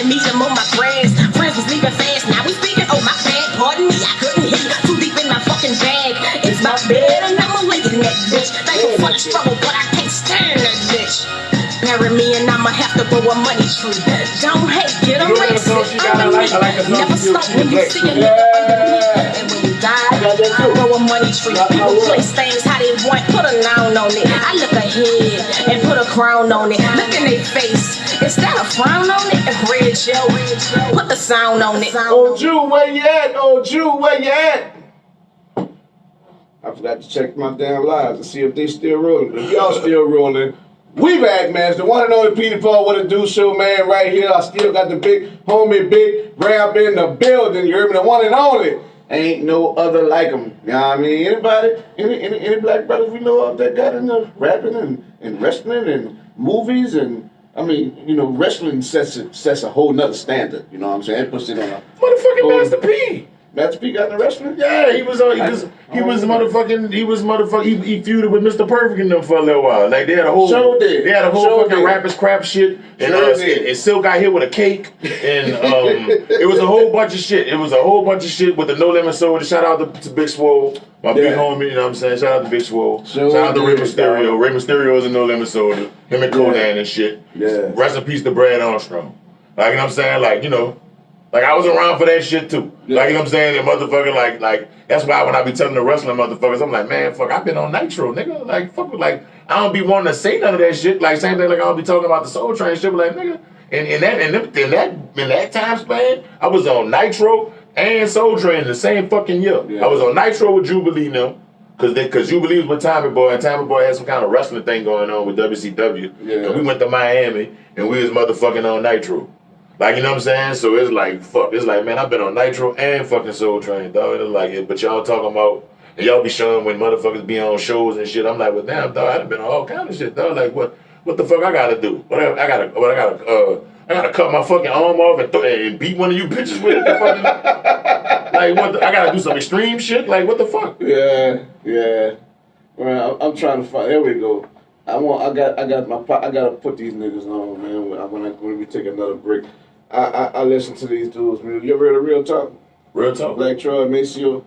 Yeah. Man, that's my niggas, dog. I've been neglecting. My bad. I know y'all watching. I've been neglecting y'all. I normally start my show off with them. But hey, we gotta give some people a chance at first, you know what I'm saying? So I got y'all coming up next. But to continue on this wrestling thing, like, bro, like, were you nervous, like, when you first got the opportunity to get in the ring and do your thing? No. No? You were ready? No, because see, the thing is, like I told you about the nerds and the gangsters, like, we had a wrestling thing that we put together. Mm-hmm. Like, you know what I'm saying? That's how everybody kind of got cool. Because we started wrestling, then we started playing football. Like, so I'm saying, I kind of slick side organized activities for the whole fucking hood to fucking do. So nobody wasn't tripping. Like, niggas will play basketball, we'll go play football, we'll motherfucking go do karate. We be out there just tripping, just doing all kind of shit. Like, you know what I'm saying? Like, when niggas fucking made the fucking belts, motherfucking Kunta Fly Snooker. What? Kunta Fly Snooker, Bayou Boy made the fucking belts. Kunta Fly Snooker, he on Instagram. He like, you know what I'm saying? He rap. He like, you know what I'm saying? He was with Partners in Crime and them and shit like that. He had a couple records. Like, you know what I'm saying? Yes, he made the fucking belts. Like, you know what I'm saying? He made the motherfucking belts. Like, you know what I'm saying? So nerd is. No, he not a nerd though. That's the thing. He one of the gangster niggas. See, that's what I'm trying to fucking tell you. He's a very fucking artful gangster nigga. All right, Kunta. Like, you know what I'm saying? Like, you know what I'm saying? Like, that's how the shit go. That's how the fucking shit go. It is what it is. Like, you know what I'm saying? Like, we had like Jimmy Clever's from my hood. Jimmy Clever used to be out there with us. Dude, Jimmy Clever is an artist, bro. One of these days, Jimmy, you know, it's been about 3-4 motherfucking years. Okay. I got his song about Black Lives Matter in here right now it's in my phone. And him and Jimmy King, dog. Oh, the Jimmys. The Double Dragons. Yes, dog. Exceptional artist. I got both music from Go fuck with Jimmy King. Go fuck with Jimmy King Truck, man. Yeah, man. Patty Daddy. Shout out to Patty Daddy. Right? Hey, I'm one person that admits my faults. I hold myself accountable. I've been knowing Jimmy. Jimmy was the first rap artist, and he was on my first cipher on the radio when I was over at Dolphin Radio and this, that, and other. Ooh, I remember that. Yeah. See, bro. I already spoke to him on the phone and apologized my ass off and this, that, and other because I ain't ashamed to say, I'm ashamed to say, but I told him, charge this to my mind, not to my heart, that I've never been a Patty Daddies yet, but he promoted it on my show. I know where he at. I got his phone number, and you know I've been going through things in my life and so on and so forth. And I've had opportunities, but it's been out of sight, out of mind. But I've heard nothing but great things about Patty Daddies. I already know his music off the chain. Right. I vouch for that 110%. You dig? But Patty Daddies, y'all Google it. Go on YouTube. Go on Facebook, Instagram. Look it up. Look up Jimmy King, man. Like Jimi King. Shout out to Jimmy King, man. Shout out to Jimmy Clever too. But continue on about Jimmy Clever. All right, but let's talk about Jimmy King for 1 second. All right. Like you too. I haven't physically been there, but I sent my Love and Touch over there. My Love and Touch went over there, and then I've sampled the food, and the food is great. Yeah. Like, you know what I'm saying? Shout out to my Love and Touch. My Love and Touch. Like, you know what I'm saying? Like, you know what I'm saying? Like, you know what I'm saying? Shout out to my future Love and Touch. Wherever you at. Wherever you at, my Love and Touch. Love and Touch. Like, you know what I'm saying? I want a Love and Touch. A Love and Touch. I like that. Yeah, like, you know what I'm saying? Like I fucking, you know what I'm saying? But Jimmy Clever, getting back to the whole shit, like, all this used to be out there. Yeah. Like, Jimmy Clever, I had a whole bunch of other cats like that. Then I had like a bunch of Chopper City niggas. Yeah. Like, you know what I'm saying? It's a whole bunch of Money Side, Murder Side. You know what I'm saying? We there. We all there. It's one big thing. Like I said, rest in peace to Mr. Smalls. You know what I'm saying? A whole bunch of other cats. Like, you know what I'm saying? It's real. Like, so free BG too, all day. Free BG. Like, you know what I'm saying? Not just on Friday, because the day Thursday. I know I ain't gonna get that interview before y'all get that interview. You know what I'm saying? But I hope I get that interview with BG when he come home. I want everybody else to, like, honestly. I really want to get honestly, I'm backwards. I want everybody else to interview him first. Really? Yeah, because I want to sit down and just talk to him. Like, I don't give a fuck about no interview. I was like, that's my homeboy. I just want to talk to him. I never met him. I don't give a fuck about no interview shit. I'm like, dude, what's up? Like, you know what I'm saying? Some real what's up shit. Like, you know what I'm saying? Like, you know. I'm really looking forward and hoping I get that opportunity. I really feel it's gonna happen. You know what I'm saying? But it's all in time. Like, you know, because he doing time. Whenever he come home, we gonna see what it's hitting for. But I like that. Have a sit down too. I don't want to do it on this setting. I would like to be able to just sit back and chill and just let them go too. You know what I mean? Mm-hmm. But yeah, shout out to BG, free BG, real talk. Shit, movies. Okay. Movies. I mean, you already had the high school dances on lock. Then you had the 9 o'clock props on lock. Then, wait, no, we ain't going to movies yet. We ain't going to movies yet. You got picked up by a local record label. Yeah. Well, and how did that go? I mean, they call Wind of You how? Okay, what happened was what label was it? Please tell the people. Oh, I gotta roll into it. I can't just jump. All right, what happened was like after the 9 o'clock props, like I started calling Baby. I was calling Baby, like, you know what I'm saying, every Monday. Damn, you calling a radio station like crazy, and you was calling Baby. I called everybody. I had a fucking long ass fucking wire. I had a long ass wire, so I had the phone plug. I had the phone in I bring the phone in my room. Getting that phone book, call everybody. So I started beating Baby 596-5109. It should have blocked you, man. No, it didn't. Like, you know what I'm saying? I started rapping on the answer machine. He called me back. Wow. He started fucking talking to me. He like, where you stay at? You know what I'm saying? I'm like, well, I'm from the 13th. He like, what? And like, cause that's his hood. Yeah. He said, where you reside? You stay on? He said, you stay on VL? I said, yeah, I'm on. He like, all right. So he like, well, call me Monday. So I started calling him every fucking Monday. And rap for him every Monday. And then after that, they started recording in Studio 13. And then he was like, well, just come up there. Like, you know what I'm saying? So we started going up there. I started like writing raps in the fucking cubicles while everybody else writing raps and shit. Yeah. Like, you know what I'm saying? But, you know, they was a little rough. Like, you know what I'm saying? Yeah. My grandma wasn't having that shit. Like, you know what I'm saying? But in the meantime, in between time, she told me, well, look, you can't go back up there no more. So I was like, all right, fuck. Sure, like, you know what I'm saying? So then I'm at Fauché, motherfucking DJ T, fucking Tracy Sneed, motherfucking, they was at Red Room, right? So they like, well, fuck, we could get this little nigga. Like, you know what I'm saying? So they thought they'd come and get me. Like, the minute Baby and them stopped, they started. Like, you know what I'm saying? So they started bringing me by Mike Dog in the East. Shout out Mike Dog, man. And then them and Face Forever used to be in the fucking garage working on, shout out 54 Platoon, because that's Face Forever said that. Yeah, like, they was working on the Raw album. They was working on the fucking Raw album. And then Dolomite came and they was working on Red Rum. Like, you know what I'm saying? So I get to hear, like, I'm a kid. I get to hear all this shit. Like Malcolm used to fucking come get me from school and motherfucking, like, buy me fucking chicken and bring me over there and let me rap. And these niggas, I'm besides being there with all them niggas, and them niggas was cold. Yeah. And then this the killer. This the fucking killer. Now, this what put it all the way over the top. I was gonna sign with Red Room. I fucking loved everything about them. Big Heavy, that's my fucking dog. Big Heavy made sure I was at all of youth concerts and rumors, all kind of shit. Yeah. Even down to before Red Room came out for the Tupac concert, I had my Red Room shirt on. I went out for the Tupac concert, opened up for Tupac. Fuck what everybody talking about. You what for Tupac? Opened up for Tupac. What? Tupac Shakur, that dude. What? Yeah. Like, you know what I'm saying? So who else can say that? So after that, so I got the 9 o'clock props. I got all these motherfuckers know who it is.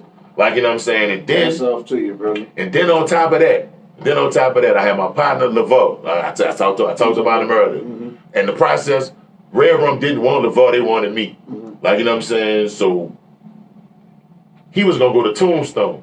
Like, you know what I'm saying? And then we was like, well, look, we was on the phone rapping. We was like, cause all this shit be on the phone. And they were like, man, look, call Take 4. He called Take 4, he rapped on that bitch. Niggas say, man, ain't that motherfucker up rap. Like, you know what I'm saying? And then, man, Henry called me. He called my phone, because he already knew. He called me, like, let me talk, I want to talk to you.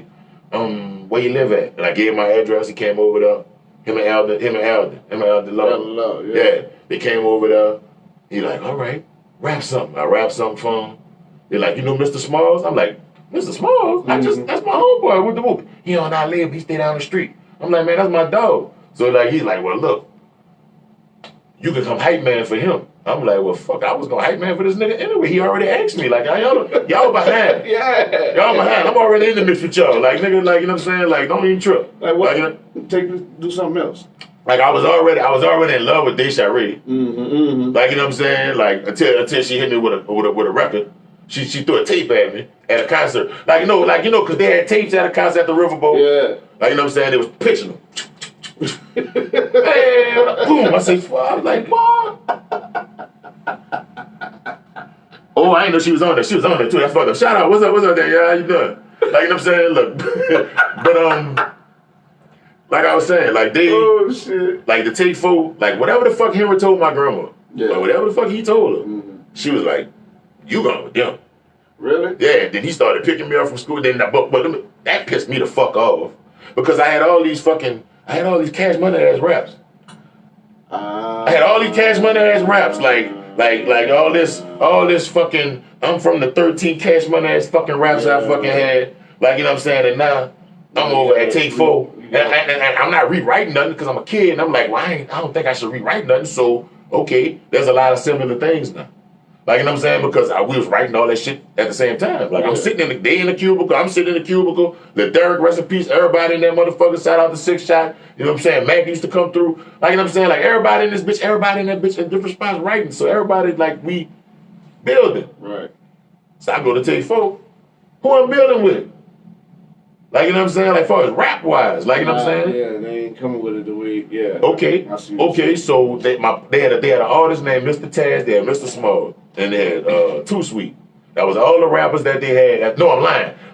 They had Mr. Taz, Mr. Small, Too Sweet, they had a hip-hop group called KSB9, and Big Al and T and Flesh and Blood.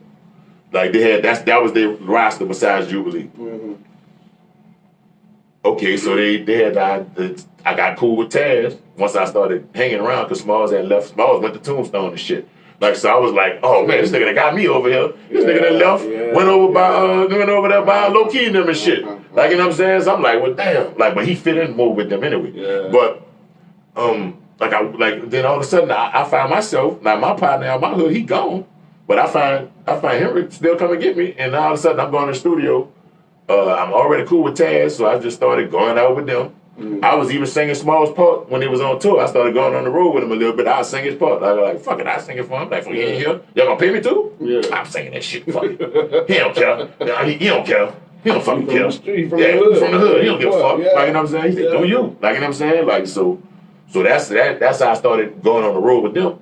But then Like Taz had a partner named Tonto. They used to rap together back in the days. So Taz was the only one signed to Take 4. They used to rap together. So Tonto? OG Enoch. That's what his name is now. OG Enoch. Like he rap too. He rap. He's a rapper. Okay. He's a fucking rapper. He's a phenomenal artist. Rapper. Yeah. Like, you know what I'm saying? So they already was rapping together, but then they split up and they had just doing their own thing. So Taz had a solo deal, and then he was like, I want to do a song with y'all too. So we went to the studio, and then we did the song with Taz. Me and Tonto did the song with Taz. Now while Henry Earl and them and there, now I got it on video. You can see them. You can see the wheels turning on their head. Right. And they like, okay, we're gonna put them together. Y'all do 2 more songs. So we did another song. So then all of a sudden it's 3 songs. Like, you know what I'm saying? And then all of a sudden it's an album and it's wartime. And then all of a sudden they did, like, you know what I'm saying? They done got the Death Row Man in the fucking inside of the fucking shit. Like, you know what I'm saying? Because keep in mind, I already opened up for Tupac. Tupac took us all the fucking whispers and fucking escape and shit. Like so I'm at full shit. I'm like, bitch, I'm thinking with Tupac, nigga. Fuck what you talking about? Like, you know what I'm saying? So even on the Hideout Click album, even on the album, I'm on that bitch like, bitch, I'm be down with Pac, bitch. Whoop de whoop. Like, you know what I'm saying? Like nigga don't even understand. And then what fucking made it all beautiful? What made it all beautiful for me is that our album was Hideout Click Walk Time. That was the name of the album. It came out in it came out in 1996. Right before Machiavelli, right? Yeah. So then in the inside of Machiavelli, he got New Orleans on that bitch. I'm like, man, that nigga fuck with us, man. Like, you know what I'm saying? And then on top of that, in the inside, in the bottom of the Machiavelli shit, he got, it's Walk Time. Then the nigga got the same fucking font that we got for our album. Yeah. Man, I feel like man, up there. Cause nigga lit way before lit was lit. Nigga, cause what nigga don't understand is we fucking opened up for Junior Mafia at the motherfucking State Palace, right? Yeah. With the I'm Down with Pac, dissing motherfucking Biggie, fucking Bad Boy, all that shit on the Hideout Click album. If you listen to the fucking Wartime song, if you fucking listen to it, bitch, we down with Pac. Like straight up. I don't remember that. I'm telling you, like we used to come out with all the soldier shit on. It was like 95. We used to come out with all the soldier shit on. I remember the get-ups and everything that y'all came out with. But it was a song. I just don't remember y'all. Yeah, because you know what happened? You know what happened? Because this how we really started beefing kind of with Junior Mafia a little bit with that shit. Because that's how we went on the end. Because we had a fucking song called I Can Make You Famous, which was the motherfucking I Wonder If I Take You Home. Like that shit blew. Like that shit blew. We was fucking on the verge of the shit. But what happened was motherfucking Lil C's motherfucking ass motherfucking made the fucking, he heard it when we was down there. Then all of a sudden, then rest in peace to Aaliyah. All of a sudden Aaliyah singing the hook on Junior Mafia album. So I clicked out, because around that time I was like, hot-headed as a motherfucker. Yeah. I clicked out. Anybody that say anything about us, I'm dissing them. I don't give a fuck who you is, where you from, whatever. Oh, you gonna get it. Like, you know what I'm saying? So it's like, I come with the Walk Time hook. Like, you know what I'm saying? And then after that, nigga was fucking with us. Then them niggas left. Like, then the Hideout Click left. Both of them niggas left. They're like, oh, I don't want to rap no more. But now both of these niggas still rap. Like, understand what I'm saying? Oh, I don't want to rap no more rap. We about to go to, like, they had another label. I'm lying.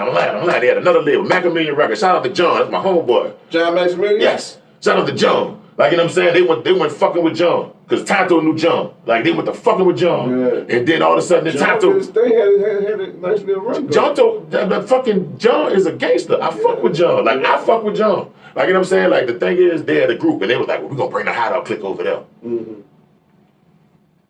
Keep in mind, I'm still a kid. Like, the rest of these niggas, they old. Like, they older than me. Like, they're adults. They can go where they want. You gotta talk to my grandma. Grandma wasn't having that. My grandma wasn't having that. I was getting paid under the table. Mm-hmm. Like, you know what I'm saying? My grandma wasn't having that. Like, everything came to her fucking head. They had a Bone Thugs and Comedy. Bone Thugs and Comedy. They had a Bone Thugs and Harmony concert, right? And they had a Bone Thugs and Harmony concert. And they was like, man, we ain't doing it if we ain't getting paid. Right. I had already got paid. Mm. So I was like, he done gave this money to my grandma. I can't go get this money back from my grandma. Hell no. I don't care what y'all niggas doing. I'm going to perform with Bones Thugs and Harmony. Right. Like, and everybody else. Like, you know what I'm saying? So they was like, man, if you do that, we go ahead and fuck with John. I was like, okay. So when that happened, Henry was... They older than you and say that to you. Yeah. So Henry was like, Henry was like, well, Ramp, don't fucking worry about it. Like, listen, what we gonna do? We gonna bring you to the studio. So I did like 4 songs right quick. And that was like my EP. I did like 4 fucking songs. And they was like, well, look, go do them. Yeah. It was me finding myself as a child. Like I'm saying, like, so those songs ended up putting them songs on like Cater Edge shit or something after I left. Yeah. Like, you know what I'm saying? They were like, okay, we got songs on Ramp because he did Soul Train and shit. So we gonna put them songs all through the album. I ain't tripping. Like I'm saying, because I'd be trying to fucking just make music with whoever want to make it, and that's fucking build. I feel that. We're going to dissect the shit out of you because you just mentioned Soul Train. We're going to take another quick break. What up, J Soul? You hear me? Yeah. We're going to take another quick break. Shout out to the homie J Soul, man. Y'all go check out GrammyGoals.net. Like, for real. All artists, anything artistic, music-wise, musically inclined, I don't give a damn. Grammy Goals. GrammyGoals.net, man. Please go to it. When you're in this live, don't go right now. No pun intended, J. So I need them to stay here. You hear me? But when we done, go check out GrammyGoals.net. Like, for real. Go ahead and plug the information in on the live, J. So, and let the people know what it's hitting for. And we gonna come right back. Shout out to Real Talk, man. I'm going in. Black Troy. It's called Spell No Nigga. You hear me? One and only Petey Paul. What it do show. We're gonna be right back. I ain't gotta pay no more bills right now, but we just taking a quick break. We're gonna come back and talk about some Soul Train with the homie Big Round. You hear me?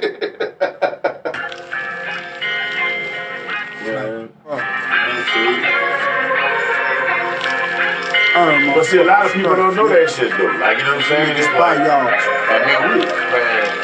You gotta understand, a nigga was young as a motherfucker. The nigga got to kick it with Tupac like that.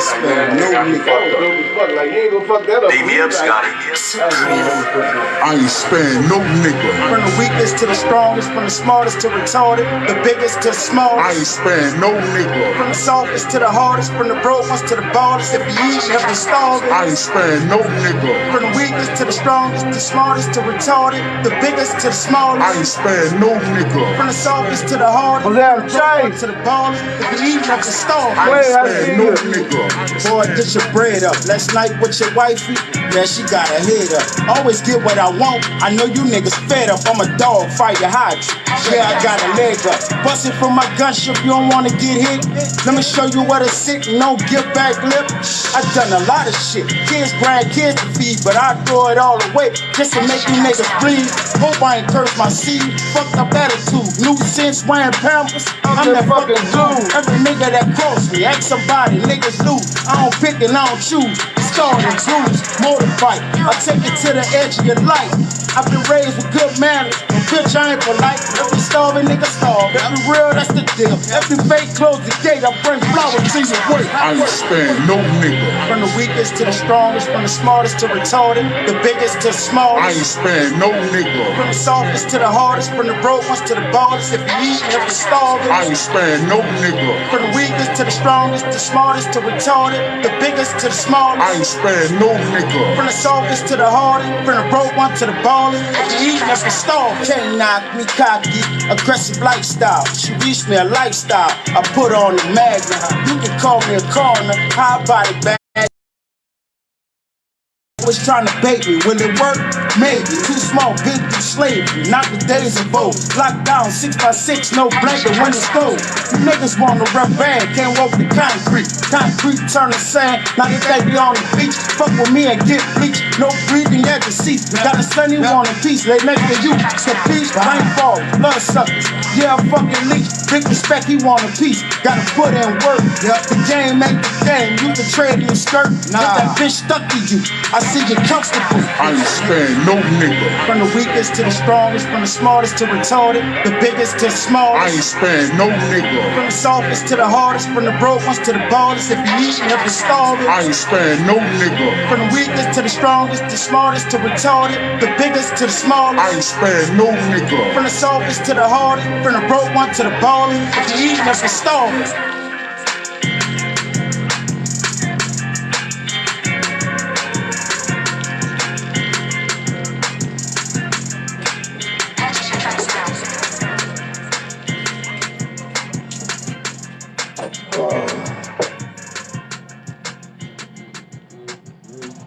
back, man. It's the one and only Petey Paul. What it do show, man. Shout out to Howell Birdo.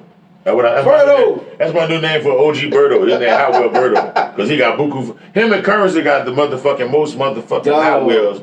Just like, and them niggas been on that shit. Like before they had fucking money, them niggas been on that shit with them fucking Hot Wheels. I just found out about Birdo's shop. The shop he got now, you see he just had about a year and some change.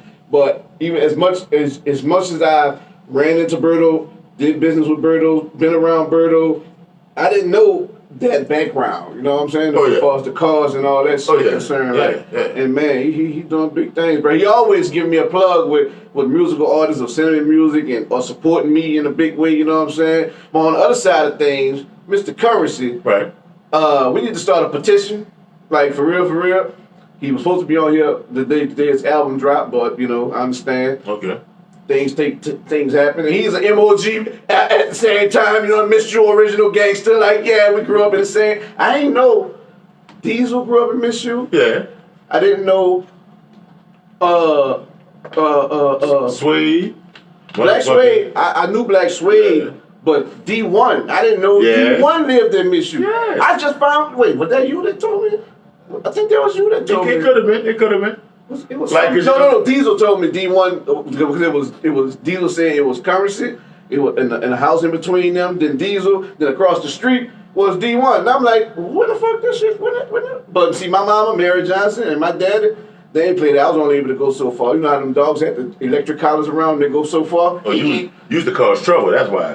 No. My mom and them was just real God-fearing. They was in the church. Like, I mean, in the church. You know what I'm saying? Okay. I broke my butt bone, and they still made me go to church and I had to lay on the back pew on my stomach and listen to the gospel. Ooh. Yeah, that's how serious it was. We had a station wagon.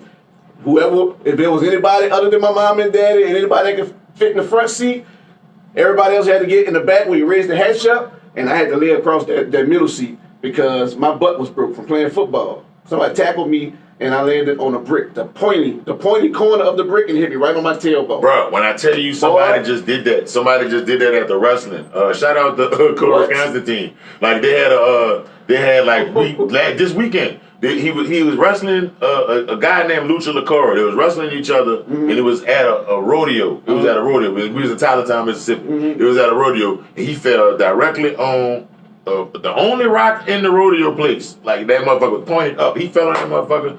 And he laid up. He fucking laid up. Yeah, I laid that too. I laid that too, dog. My partner, shout out to Drake, old Plucky Duck, and my homie George. George, your bitch ass, the one that tackled my ass. And George at that time was at least 200 pounds. I was maybe 110. And he tackled me, was playing pitch up tackle. He tackled me and I went down to the ground with no problem. It was all good. But when I hit, I felt something pointy, hit me right on that bottom of the tip. I mean, literally I'm thinking about it right now, dog. Say, bro, I'm going to tell you something, dog. The tailbone injuries is the worst. Oh, my, you can't pull. You got to take laxatives to be able to pass the stuff through your colon into the toilet. And for me, it was so embarrassing. I thought my parents was the worst parents in the world, and they weren't. I love my parents, dog, to death, you know what I'm saying? But every Sunday, I ain't give a damn. And literally, my tailbone was hurt. I think it was fractured, dog. Just go to show you. I mean, have you ever, like, semi-broke or broke something and didn't go to the hospital for any of your days? See, they don't do that these days. I wrestled. I'm talking about in our your kiddie days, teenage, young days. Oh, yeah, for everything. Yeah. Like, I ain't want nobody to know nothing, like, if I heard something. That was some real Chris Rock shit, put some tussin on the days right there. You know what I'm saying? I did not go to the hospital, dog. Not one time. But they made sure I was at church every morning, dressed in everything, no matter what, and I was laid out on the last pew like this with a Bible in front of me. I'm watching, I'm reading along, you know what I'm saying? But yeah, bro, that injury right there, I wouldn't wish on my worst enemy. Oh yeah, that's a bad one. Dude, for months, I couldn't poo right. I couldn't sit on the toilet, and on my way down to the toilet, it was already coming out because of laxatives, and oh my gosh. Woo! All right, that's Anyway, we supposed to be going to Soul Train, bro. I'm supposed to be going to Soul Train. Yeah, you went to the other train. Yeah, you went to the potty funk train. Yeah, you went to the potty train, the funk train. Yeah. But you know, yeah, it's all good. It's all good. But bro, Soul Train. Yeah, me and Swade, your partner, the MOG, me and Swade. Yeah. Now, how did you and Swade and them linking up? Well, I went to Easton for a little while before I got put out. So I went to Warren Easton with Swade. So me and Swade knew each other from school. Easton. Like, you know what I'm saying? But I never knew he rapped. Like, I was already rapping when we was at Easton. Like, cold. Yeah, fucking right. Fucking right. He another motherfucker that they don't never give enough fucking credit. Like, you know what I'm saying? Roses, goddammit. Yeah, because my thing is, hey, before I even became a part of what he had going on, he already had his deal. Right. Like, you know what I'm saying? Like I got poached from Take 4 because 504 gave me a Range Rover and some money. Yeah. And I was like, okay. But in Take 4's defense, I went out of that Henry because that's who brought me there. I said, Henry, look. Look, I showed him the amount. I said, look, check it out. I said, look, all these zeros, look what he want to give me. I said, look, and go look outside. Cause he just told me take the research. He said, man, just go out and take it, see if you like it. Just ride with it, take it, see if you like it. The Range Rover, just take it, see if you like it. Yeah. So I went by Henry with that bitch. I'm like, I'm like, all right, bitch, y'all just got this deal with Tommy Boy, bitch, and I know I'm a part of this deal. Yeah. Like, you know what I'm saying? Cause I done talked to the fucking people that already trying to put me on some shit with Noriega. So it's like, okay, I know I'm a part of this deal. Right. You can match that? Can you match that? He said, Ramp, I can't match that. I know you had money to match that. Mm-hmm. Ramp, I can't match that. I said, okay. The next day, Fat and all that. Wild Wayne still was the host. Mm-hmm. Swade was on Fat and all that. Swade brought me out. He said, well, I knew it's signee with 504. There's all this footage. This footage is here. Yeah. Like, you know what I'm saying? I jump out, me and Super Dave jump out. Because that Super Dave was my producer at Take 4. Mm-hmm. Like, you know what I'm saying? So I bring him with me. I'm like, come on, man, look. He's still getting money, burning the can there at both fucking ends. Like, you know what I'm saying? Because he's still doing beats for them. He's still doing beats for us. He getting paid both fucking ways. So I'm like, dude, you set. Like, yeah, I'm not tripping with you. As long as you give me my shit when I need my shit, you can do whatever the fuck you want to do. I'm not tripping with you. Because we had a chemistry since the fucking Hideout Click album. Yeah. Because that was the dude who did all the beats on the Hideout Click album. Mm-hmm. Super Dave did all the fucking beats. Like, you know what I'm saying? So it's like, I was like his little pet project. Like, you know what I'm saying? So we had different things. We rolled all the way from that to damn near to like every label I went to. I'm like, man, look, this is my producer. Right. Like, you know what I'm saying? So we rolling. Like, you know what I'm saying? So the fucking 504 shit, we get on the fucking Soul Train. Me and Swade was on fucking tour for like months. Like, you know what I'm saying? We was out there tripping. Like, we done been through all kind of crazy shit. We hit the fucking Soul Train. Nobody tells us that we can't. We treating it like a regular concert. Mm-hmm. Like, you know, Soul Train dancers out there, they fine and shit. Yeah. We trying to, like, I'm trying to slide my number. Like, I'm saying, I'm trying to do all kind of shit. Like, the commercial, it's commercial? What? Like, let me go run over there. Ink, pen, and paper back. Oh, yes. No, not then. Because I had the motherfucking, I had a bright yellow Nextel. Oh, yeah? Yeah. I had a bright yellow Nextel. The thing we used to always do on tour is whatever station we go to, I'd give all my fucking phone number. Like, you know what I'm saying? I'll be like, look, man, we out here. You want that phone band, they calling everybody, goddamn. Yeah, we out here. Man, Nextel cut all our phones off, the whole record label. Like all of us had Nextels. And then they was calling us. We was like going through Alabama. Motherfuckers, we had just left the Alabama radio station. They had that work on the phone. Motherfuckers calling. Yeah, we gonna meet you at the hotel. We got this for you. That bitch went. After that, phone off. I had to go fucking get a prime code in the mall. Like, you know what I'm saying? Like, cause we had no phone on the road. Like, you know what I'm saying? Cause like none of our handlers was with us. It was just me, him, and Uncle Terrific, Uncle T. Like, you know what I'm saying? So we was all fucked up. Damn, bro. Damn, dog. That's some real shit, brother. Like, dog, like we got, like, I'm telling you, like, you can't make this shit up. The shit that happened to me and Swade and Spitter and Calico. Like, you know what I'm saying? Cause we was a group. We was the riders for a little while. The 504 riders. We on a couple albums, like all around the country and shit, like on like Steady Mobbing and Bathgate and shit in Oakland and shit.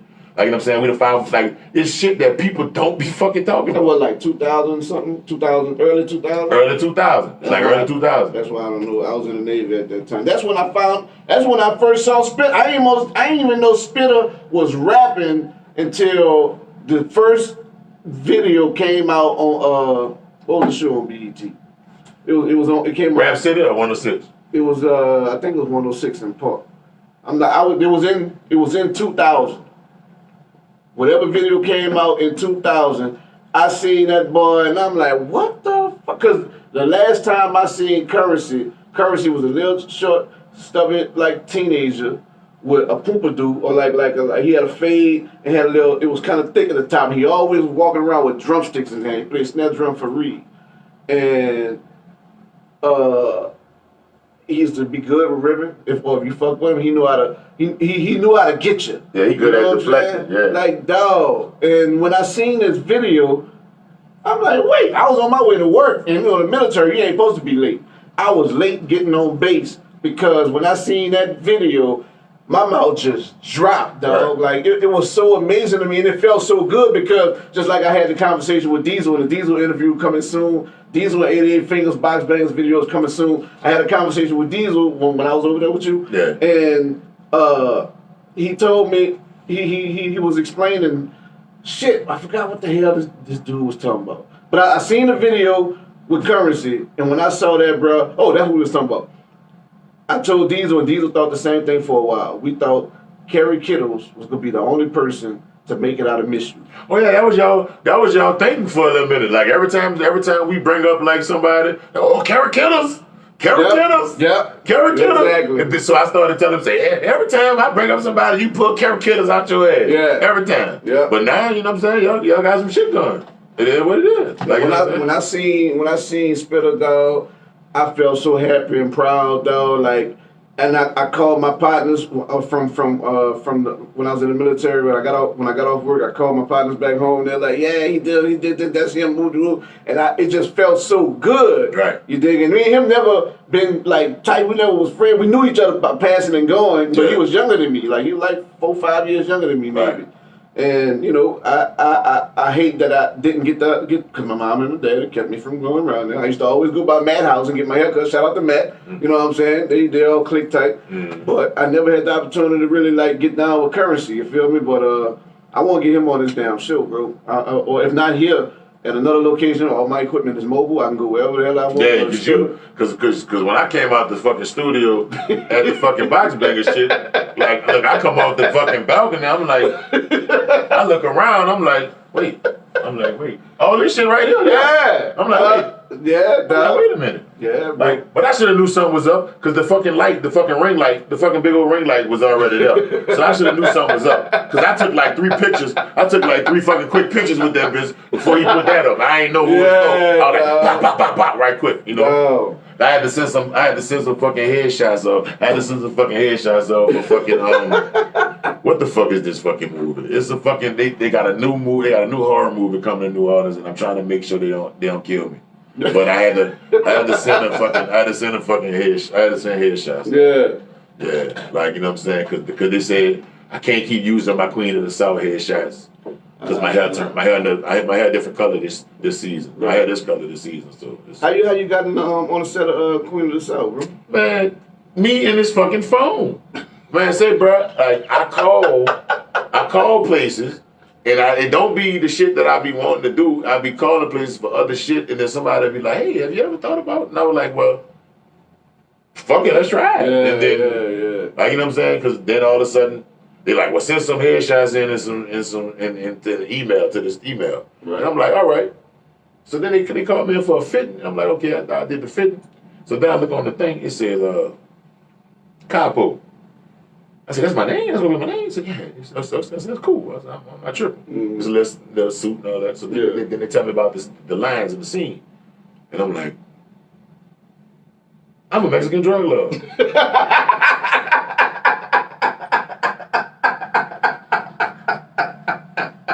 Like, you know what I'm saying? I'm like, I didn't know that's what. You didn't put 2 and 2 together to get that. I didn't know that. I'm thinking I'm just getting casted just to be like, you know, Like, you know what I'm saying? Just, hey, would you like some fries with that? Like, I'm thinking I'm getting one of them because, you know, that's what they give us. That's what they give us. Yeah, so I'm thinking I was going to be like, you know, idolater, your soul is required in hell. Like, you know what I'm thinking. And then, phew. Yeah, I'm thinking I'm about to be like, you know, thug with gun one. Like, you know what I'm saying? Like, I'm thinking that's what it is because Quick scene, out. But the thing about it is, the scene from season 4 that I first got in, it was when she asked everybody, she took over a whole nother cartel. And she was like, look, I know y'all worked for such and such, and you could get this for this price if you get with us, and if not, you're going to be a competitor. Now you got a choice. So apparently, my character chose to get down with it, and everybody else dead. Because I'm the only motherfucker still on this season. From all the motherfuckers that was out there with her, that's not a part of the fucking regular reoccurring cast. Oh, shit. Like, you know what I'm saying? So it's like, I'm still there. So it's like, okay, Capo's still living. Right. So, even though it's the last season, shout out to everybody at Queen of the South. I fucking love them fucking people because they fucking fed me good. And I'm fat. You know what I'm saying? And they fed me good. And they didn't mind that I smelled like a pound. Yeah. So I fuck I mean, with you was a drug lord. Fuck.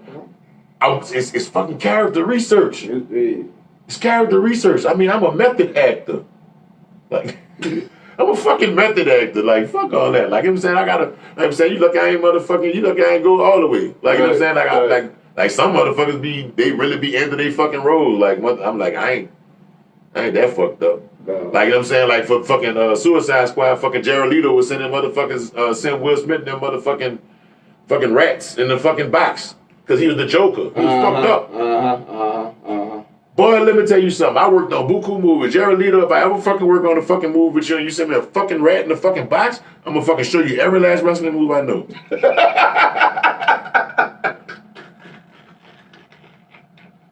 Every fucking last one. You got the headbutt down too, dog. Yes. Oh, you seen it in the video? Yeah. Okay, yeah. Yeah, you see the video, yeah. We're gonna take another break, but instead of me playing someone else's music, I'm gonna play that track that you sent me. Okay. That track that you sent me, I sent you a text message, bro, and I'm telling you, like, and I hold myself accountable, and I don't lie, and I'm trying to set my brain, not my heart, because I didn't know you was into acting as deep as you was.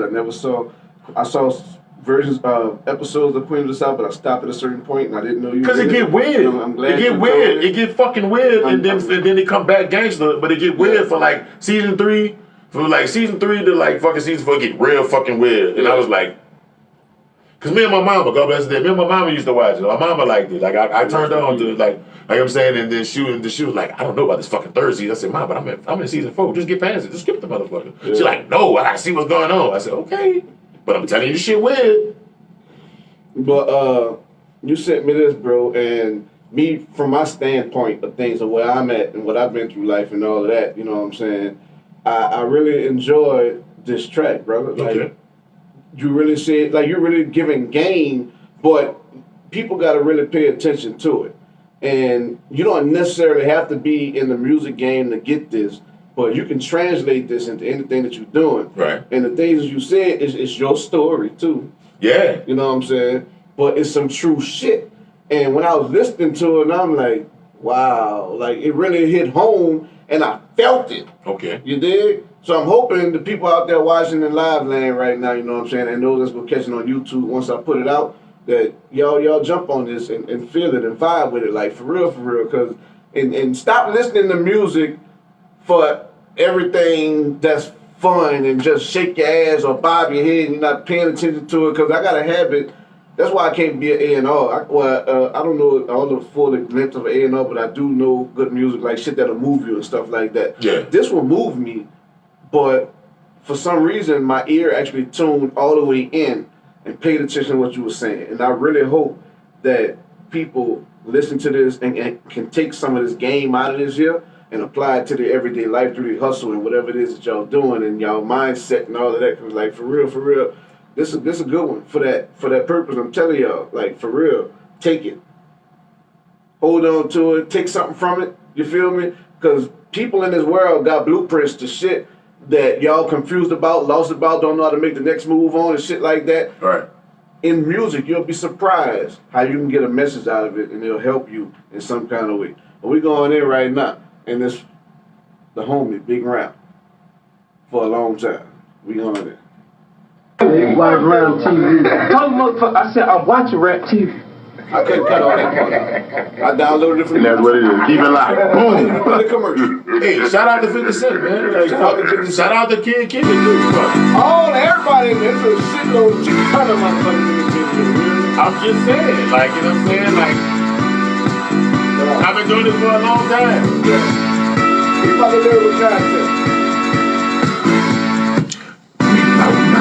Stay on the grind, and I'm about to see what they got for me. If I hustle in the grind, in due time, the whole world will know about R.A.M.P. And I've been about mine. Stay on my grind, and I'm about to see what they got for me. And if I hustle in the grind, in due time, the whole world will know about.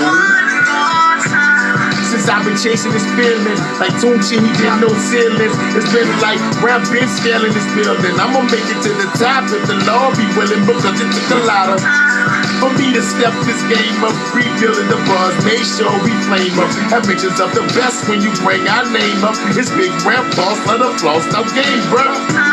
It will pass, my man. If you don't work hard, it won't last, my man. You gotta get the cash and assist all your teammates great, just like Steve Nash. And it will go by slow. Cause you the big time when you clocking your dough.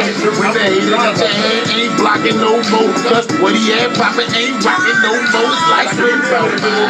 Stay on the grind. And I'm about to see this what they got for me. And if I hustle in the grind, the whole right around don't know about me. And I'm about mine. Stay on the grind. And I'm about to see this what they got for me. If I hustle in the grind, in due time, the whole world around don't know about me. Sitting here contemplating, trying to settle down, really tired of taking. But my old chick kinda steadily taking. She wants me to get with her, but she can stay in. I ain't got time for me. I'ma make it do what it do. I answer me. I'm fluent in Guapanese. Son Dodos, mommy, what they call me is like for you to make a move on it. If it got something nice, put your shoes on it. You're trying to move forward, put your dues on it. If you really won't move, mommy, put your hooves on it. Wait for no man, no time out here. It's like quicksand, but you gotta have a firm foundation. If not, you gon' need your savings. Stay on mine, stay on my grind. And I'm gonna see what they got for me. And if I hustle in my grind, in due time, the whole world around don't know about me. And I've been about mine, stay on my grind. And I'm about to see what they got for me. If I hustle in the grind, in due time, the whole world around don't know about me. I gotta think of some shit. We back, Yo, man. you know what it is. Rap TV, right? Shout out to Nick Cannon too. Nick Cannon. Oh yeah, Nick Cannon, you know, this how true players do it. It's a treat when players meet. I should have let that. I thought that was the next commercial. My bad. Oh, is it? I mean, that's Nick Cannon though. It's all good. Like, you know, fuck. Like, he had no turban on. He was all right. Go watch that video. I mean, it's dope, dude. Bro, how fun was it to meet all those damn people, man, over that period of time? I mean, all that shit cool. That shit was awesome. All that for shit, me. all that shit cool. But the thing is though, like, I've always, for some strange reason, met people. Mm-hmm. Like, since I was a kid, like, I've just like, fuck, I met the Vineers when I was a kid. Like, I've always just ran into fucking people. I don't know how, I don't know what the fuck that shit is. It's just like, I could be in the fucking airport, I'll be like, damn, I seen you on TV. Like, you know what I'm saying? Like, that shit be crazy as fuck. It's always been like that. Like, you know what I'm saying? Like, and even still now. Like, I just was in the airport now, ran into buku motherfuckers. I'm like, damn, I'm like, what the fuck? Like, you know what I'm saying? I'm like, how the fuck do I keep, I don't know if that's manifestation. Yeah. Because it's like, a lot of times I see these people beforehand, and I'll see some shit, and I'll say some shit, and then all of a sudden we see them. Right. Like, man, Suede, we on tour, right? We left Soul Train, we on tour. And the whole time, Donnell Jones had dropped the fucking Say What with fucking, with Left Eye. Mm-hmm. So I'm in the car telling everybody from the label and shit how much I love Lisa Lopez. And I'm like, I love Lisa Lopez. I love Left Eye. I'm telling you, you see me with her, don't let me talk to her for over 15 minutes. Like the same shit like I said about Erykah Badu now. Yeah. Like, you know what I'm saying? I'm like, look, if you see me, Petey, I'm telling you too, if you see me talking to Erykah Badu, longer than 15 minutes, come get me. I don't give a fuck what I tell you. I don't care if I cuss you, or fight you, or whatever. Just come get me. 15 minutes. You see me talking to her longer than 15 minutes? Come get me. Because I feel like any dude that talked to her longer than 15 minutes becomes a different person.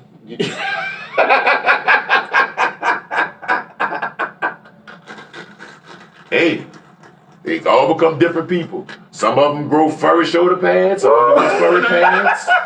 Like, you know what I'm saying? You know, some of them have spaceships and all kind of other things. Like, you know what I'm saying? Like, it is what it is. She's a magical human being. Oh, she's magical. She's magical. Yeah, bro. Don't let me talk to her that long. Yeah. Lisa was magical too. Yeah. Like, you know what I'm saying? And the reason why I say that is because, like, all right, getting back to it, I'm in the van. I'm telling Sweet how much I love Lisa Lopez. I love her. I love her. I love her. Mm-hmm.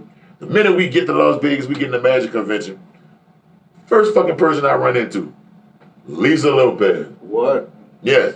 And then on top of that, we had went to the strip club the night before. I had went too hard in the motherfucker. I had no money. It was until the fucking my per diem wasn't coming like until like 2 days. So we was gonna be in Las Vegas for like 2 days. I was fucked up. Yeah. So I'm telling her, like, you know what I'm saying? Because, like, I'm fucked up. She's like, what's wrong? Like, you know what I'm saying? So she really fucking talking to me the whole time. So people taking buku pictures of us and buku shit. Like, you know what I'm saying? Like, that's the first day. So we out there 2 days. Next day, fuck. Like, because our booth right next to each other. Next fucking day, she fucking come look for me. She talking to me. And motherfucker like, you know her? I'm like, yeah, I'm a girl. Like, you know what I'm saying? Like, I told y'all, I love her. Yeah. Like, y'all think I'm playing. Like, you know what I'm saying? Like, and that shit always be like that when I be playing with people like that and I be saying shit like that. Some kind of fucking weird ass fucking way these people fucking come into my life in some weird way. Like I used to like when Trina first came up. Like I used to be like, I used to tell my partner, I'm like, man, that thing, ooh. But then you go look on my fucking page, my page full of Trina with me and her, full of her, and my dog. It's all good. Like, you know what I'm saying? But no pun intended, Trina. But I bet you ain't get to see a nipple. I mean, she shoot videos. I mean, I was there when she shot the fucking pullover ass too fat video when she was in the pool. Like, you know what I'm saying? So there's nipples. There's nipples. I missed that. There's nipples. Like, pull it up. Pull over. I mean, like, there's footage. Right here, there's footage for everything. You know what I'm saying? Like, there's footage for everything. Shout out to Trina. Shout out to the Rockstar Music Group. Where I was at in Mississippi for the icon, the hip hop, down south hip hop icons or wherever it was in. Fuck, what part of Mississippi that was? But anyway, she was like Hattiesburg, Jackson, something like that. No. Something start with an S or something. Damn. My son bought me tickets. And I drove from New Orleans all the way out there to linked up with my son and his girlfriend. We went to the concert. Oh, man. But anyway, Trina was on stage doing that thing and then a whole thing came out. A whole thing. That's crazy. You know why? Because she very passionate. I don't know why I felt so excited. She very I couldn't passionate. touch it.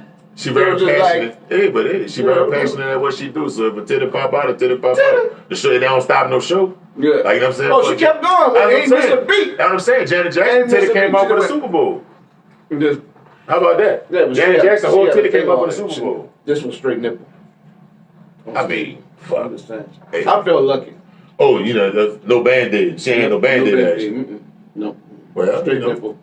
You got saluted. You got saluted by the Queen of Miami. Like, you know what I'm saying? You got saluted by the Queen of Miami. Damn, I can't remember what part of Mississippi that was, man. Mount something or South Haven. South Haven. I'm about to tell you. South Haven. Yeah, I'm about to say, trust me. I was gonna find out. Yes, sir. Shout out to the people in South Haven and the people in Brookhaven too, if y'all watching. Brookhaven. That's what it was. We be wrestling out there. We be wrestling out there too. So. It was Brookhaven, not South Haven. It was Brookhaven. At that big. But they got both of them though. They got both of them out there. Yeah. Well, all right. Well, both of the Havens. One of them, whoever had the nipple in the Haven. Yeah, I seen it. I sure did. I got video of it in my phone too. See, that's what I'm talking about. Video and footage. Receipts. Shout out to Byron Cole with the receipts. Trina, I got your nipple. All right, that's a little bit too much. Bro. That was. I'm just saying. I'm gonna have to explain this shit to her. Hey, bro. I'm gonna have this, cause you know they got people that they mess it. They be like, they gonna send it to her. They be like, hey, listen around talking that shit on the right. And I ain't even the one saying it. You the one saying it. Hey, I ain't knocking it. I hold myself accountable, Trina. Yes, I do. I am very proud and happy. I seen your right nipple. The right one. The right one. It wasn't the wrong one. The right one, baby. Okay. Okay. Yeah. Man, but I'm saying like the fucking manifestation though is like that shit just real, dog. Yeah. And people don't understand that. And it's like, and I was operating on the level from a level of ignorance with it to the point where I didn't know I was doing it. Yeah. Because it's like artists that I wanted to work with, I fucking worked with them. Like, cause what I used to do before I got a deal was, even when I was with Take 4, I used to like do songs, like I get the acapella and just take a verse out, put myself on that bitch. Right. And then send it to the fucking labels and send it to the fucking, like, it's a remix, here you go, yeah. And then they'll put it on the radio. Right. So from that, I didn't even know some of these artists. From that, it grew to me, them artists hearing the remix. Like I did a fucking, just Africa treated though, because I still was doing it. Okay. I did a fucking remix to the fucking Robin Thicke, Lost Without You. I did a remix to that shit, right? And the label turned that down. But they let me do a song, She Gangsta, with it. So I had a song with Robin Thicke. And it's like, you know what I'm saying? Like, that became my partner. Like, you know what I'm saying? So it's like, fuck, I'm like, damn. I'm like, it's like, if you can fucking see it, you can manifest it, and there's nobody or nothing could fucking stop you from doing it if you fucking believe in yourself and what you're doing that much. It can fucking happen for you. It can fucking happen for you. Ain't nothing out your fucking league. You gotta put in the work though. Yeah, like ain't nothing out your fucking league. Ain't nothing motherfucking. Ain't none of that shit. You fucking want to do it, you can do it. Cause if I had to talk to fucking the 6-year-old me, I would tell myself congratulations to myself. Because all the shit that I wrote down that I wanted to do as a kid, like far as I wanted to be a wrestler, I wanted to motherfucking make music, I wanted to be on TV, and I wanted to be on the radio. Like all that shit, I did that shit. I should have set the bar a little higher because I didn't think I was gonna be able to do all that shit. Like, you know what I'm saying? Like I should have been like, hey, I want to be president. I want to go to the fucking moon or something. Like, just because it's like, fuck. I checked all the other shit off. Like, I didn't think I was gonna be able to check it all off, especially the fucking wrestling. Yeah. Especially after I had, like, because I got into wrestling, I was already in music at least about 15 years. Yeah. Yeah, so it's like I already had a music career. So I was like, so motherfuckers looking at me, like how you said, this motherfucker crazy. Like, you know what I'm saying? Like, he already did all this shit, now you about to go fuck yourself up and your stupid ass not going straight to the WWE? You going to the gyms? Yeah. You going to, and then we know you know these WWE people because we seen you with Stephanie McMahon and fucking R-Truth and shit, and CM Punk. You see me with all these people, and you like, and you gonna go to the gym, and you gonna start at the bottom because I wasn't gonna bow wow myself. Right. That motherfucker, I wasn't gonna bow wow myself, even though that motherfucker blocked me on Instagram and I was trying to save his life. Wow, really? Yeah. Because movie-wise, we did a movie called Hurricane Season. That was the first movie I did after Block Party. That was the first movie I really did on my own outside of Cannon Naval. So I was like, I was on set doing too much, thinking like it's a Cannon Naval thing, like I used to do when I was with them. Like, you know what I'm saying? Like, I'm thinking I could go in my little trailer smoke. We do just do too much. Cannon Naval. Yeah, read. With them. Read. Like, you know what I'm saying? Like I said, I used to come back there and freestyle back up. I'm cool on them. Matter of fact, the dude was in the group with me, Tonto, OG Enoch. He went to Reed. That's the same tattoo then. Yeah, he went to Reed. He went to Reed. Like, you know what I'm saying? Yeah, he changed his name, OG Enoch. He's an OG, he's a deity now. Okay. He's a deity. He's all right. OG Enoch. I didn't know that. Yeah, he got some shit out right now. Okay.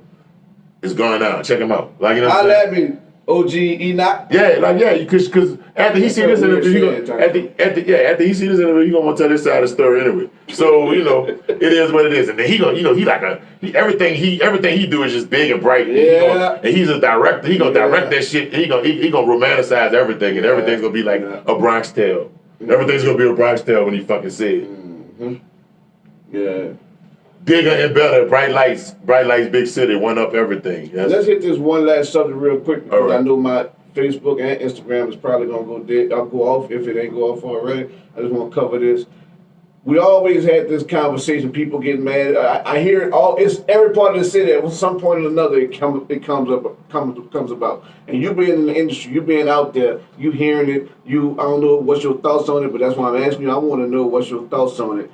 When it comes down to the subject of people feeling, what's your opinion on when people say Drake, T.I., whoever it may be, they still Nicki Minaj, Beyonce, okay, they stealing our music and doing this and they doing that and they got their opinion, they get mad and all this other kind of shit. What's your opinion? You know exactly what I'm talking about. I'm sure you heard this conversation before. Yeah.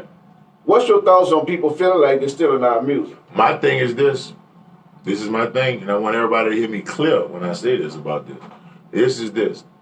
There's so many artists that's in New Orleans that say, I don't make bounce music. I'm not making bounce music. Bounce music is our screw music. Bounce music is our go-go. Bounce music is our music from our culture that we fucking made. Like motherfucking second line music. It's the exact same fucking thing. So, you know what I'm saying? Just because you don't like a certain, what kind of orientation of a certain artist, like just one, you know, a couple or whatever artists came behind that certain artist. Like just because you don't like that orientation of that person, you can't just shit on the whole genre. And that's what people from here do. Like, you know what I'm saying? Especially after, I would say especially after Cater Red came out. After Cater came out, then they had people saying, man, I don't make no bounce. That's Yeah, they didn't want to affiliate themselves with the Cater Red side of things, and they felt it was...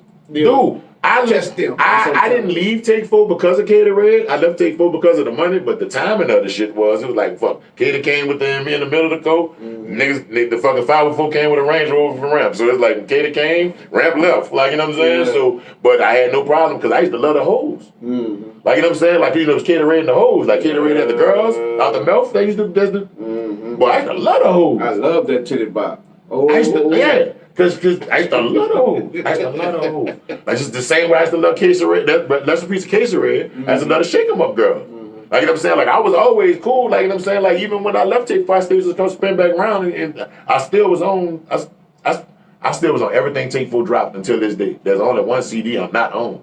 Like, you know what I'm saying? Cause I had so much shit in the vault with them that they motherfucking just spread it out over everything. Like, you know what I'm saying? Like I got buku songs on Willie Puckett shit.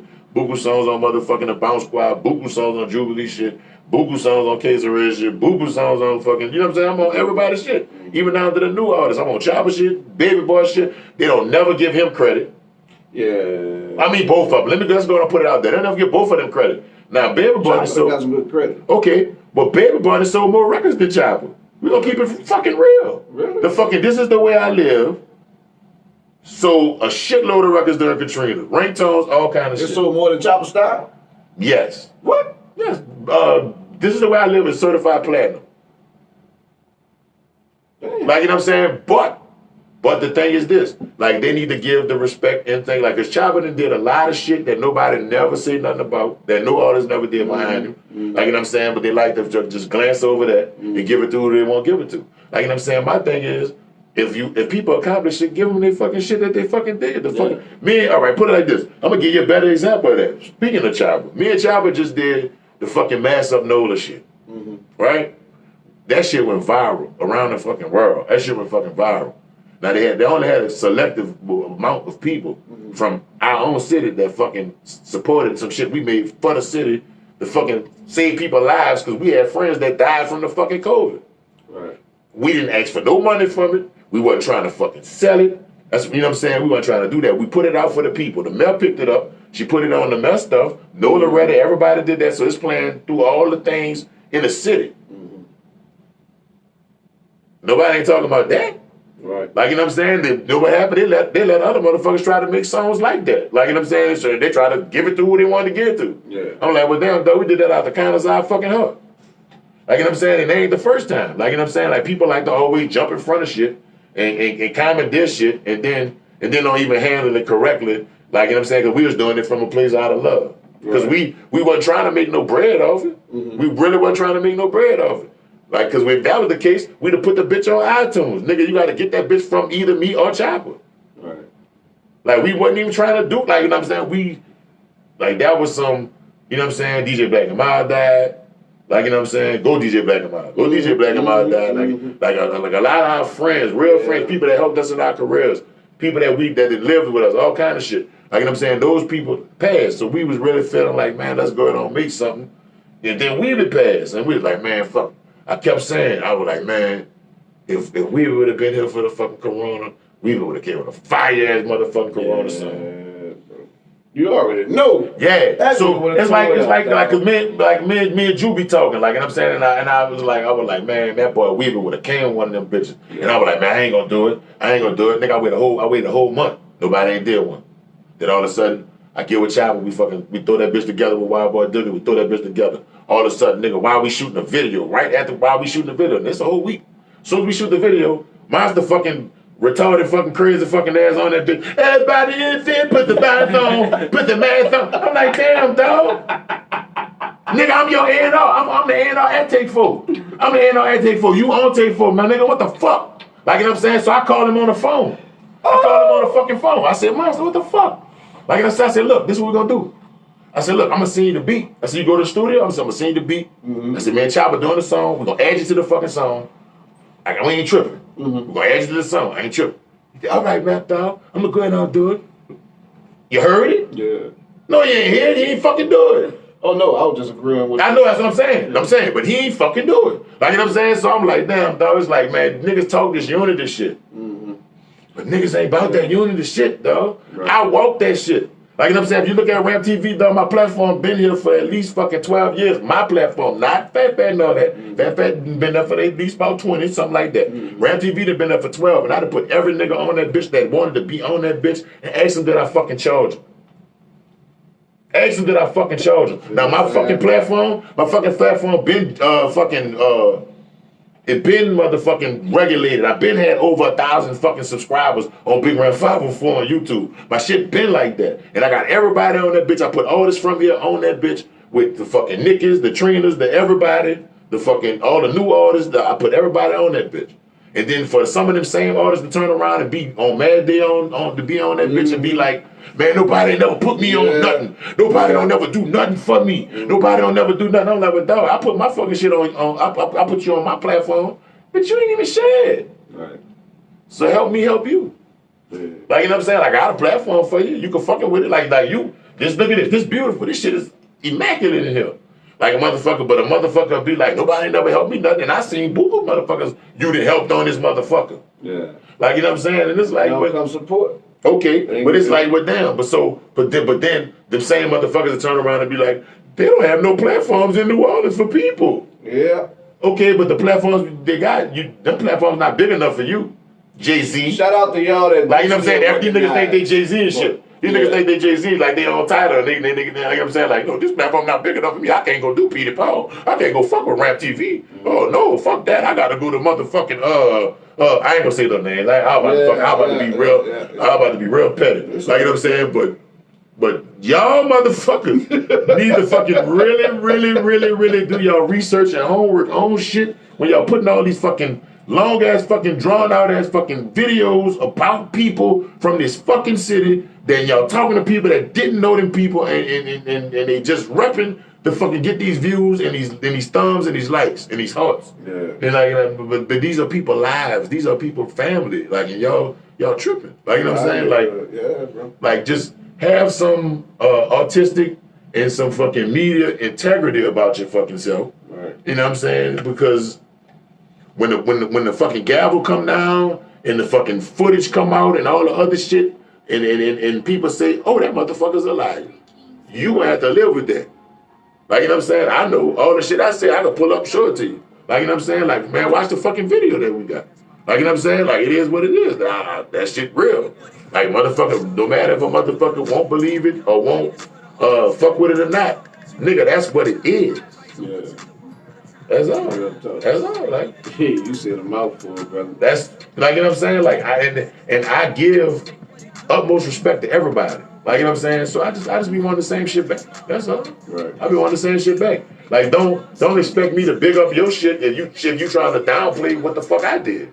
Like, you know what I'm saying? Like, I want to lift you up. Mm-hmm. You gotta lift me up too. Yeah. But I ain't lifting you up for you to lift me up. But damn dog, but my shit already up. So it's like, damn dog, what the fuck? Like, acknowledge that shit.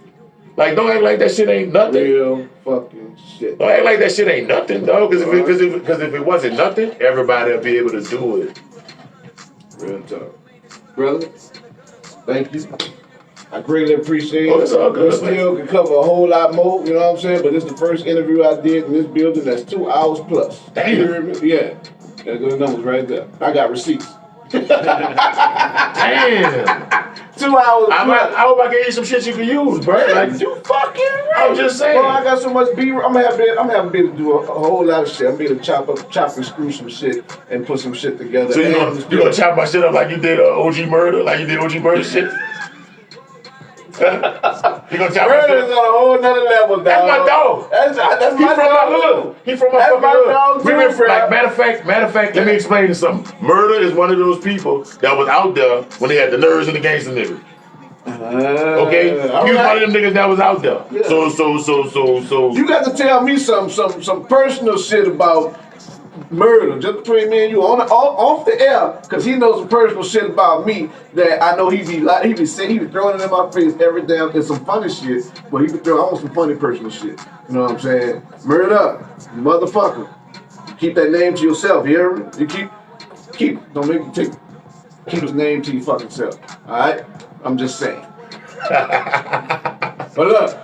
Shout out to Big Rap, man. Shout out to Drew Orleans in the building. Yeah. Shout out to all of y'all. Shout out to all the podcasts, all the people out there doing their own thing just like I'm doing, you know what I'm saying? Shout out to Diesel. Shout out to all the people that done made it. Oh shit, that's what I ain't fucking talking about. Shout out to the fucking box bangers, all the fucking box bangers, everybody. We shouted them out earlier, but I gotta keep shouting that out. Fuck what you talking about. Look, shout out to the fucking box bangers. Shout out to Sid and all the fucking rest of the box bangers. 88 Fingers.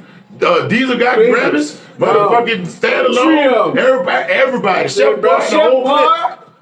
Gino, yeah, and Foreign, motherfucking everybody, the whole fucking clip. CMF, Chris, I'm telling you, I'm about to come there. I'm about to come there right now, because matter of fact, I got to go to the studio. Shout out to King Mike and everybody at the studio. I told you I was on the way. I told you I was on the way right now. We about to come there and drop that shit. We in there. One love to all y'all, man. It's Petey Paul. What it do? Big numbers. What it do network, man. We out here. Big rap. Petey Paul. One love. We out here. Boom. It's all around, whatever you need. Got the pulse of the streets, but worldwide indeed. Don't sleep, don't worry, cause he always bring the heat. Fresh out the oven, just a little switch from the last beat. Yo, you want it, you got it, whatever the topic. Petey Paul affiliated, best believe that it's poppin'. What's on your mind? Hit us up, tell us what's on your mind. We for the people, better people. Started from the bottom, real talk. What's down, my brother? What's up, my sister? Come tell me how you feeling right now. What's down with you? It's true, this thing been going strong for a few, but now we worldwide. Like, I didn't get What it do? What it do? Yeah, like, Show us for you. I might bring my niggas to live. Niggas like Ladies for the office and the girl too. Tuned in every time. It's my advice on what to do. Better time to be alive. People talking. What it do? Hey, what it do, sister? What it do? What it do, brother? What it do? What it do? Hey, what it do, sister? What it do? And then there be a bunch of motherfuckers that's fucking up money that ain't trying to get no money. They ain't trying to get no money. Fuck. Putting all them half-ass stories out. You can't get no money with no half-ass stories, nigga. Oh, shit. That's how you end your life. End your life with that.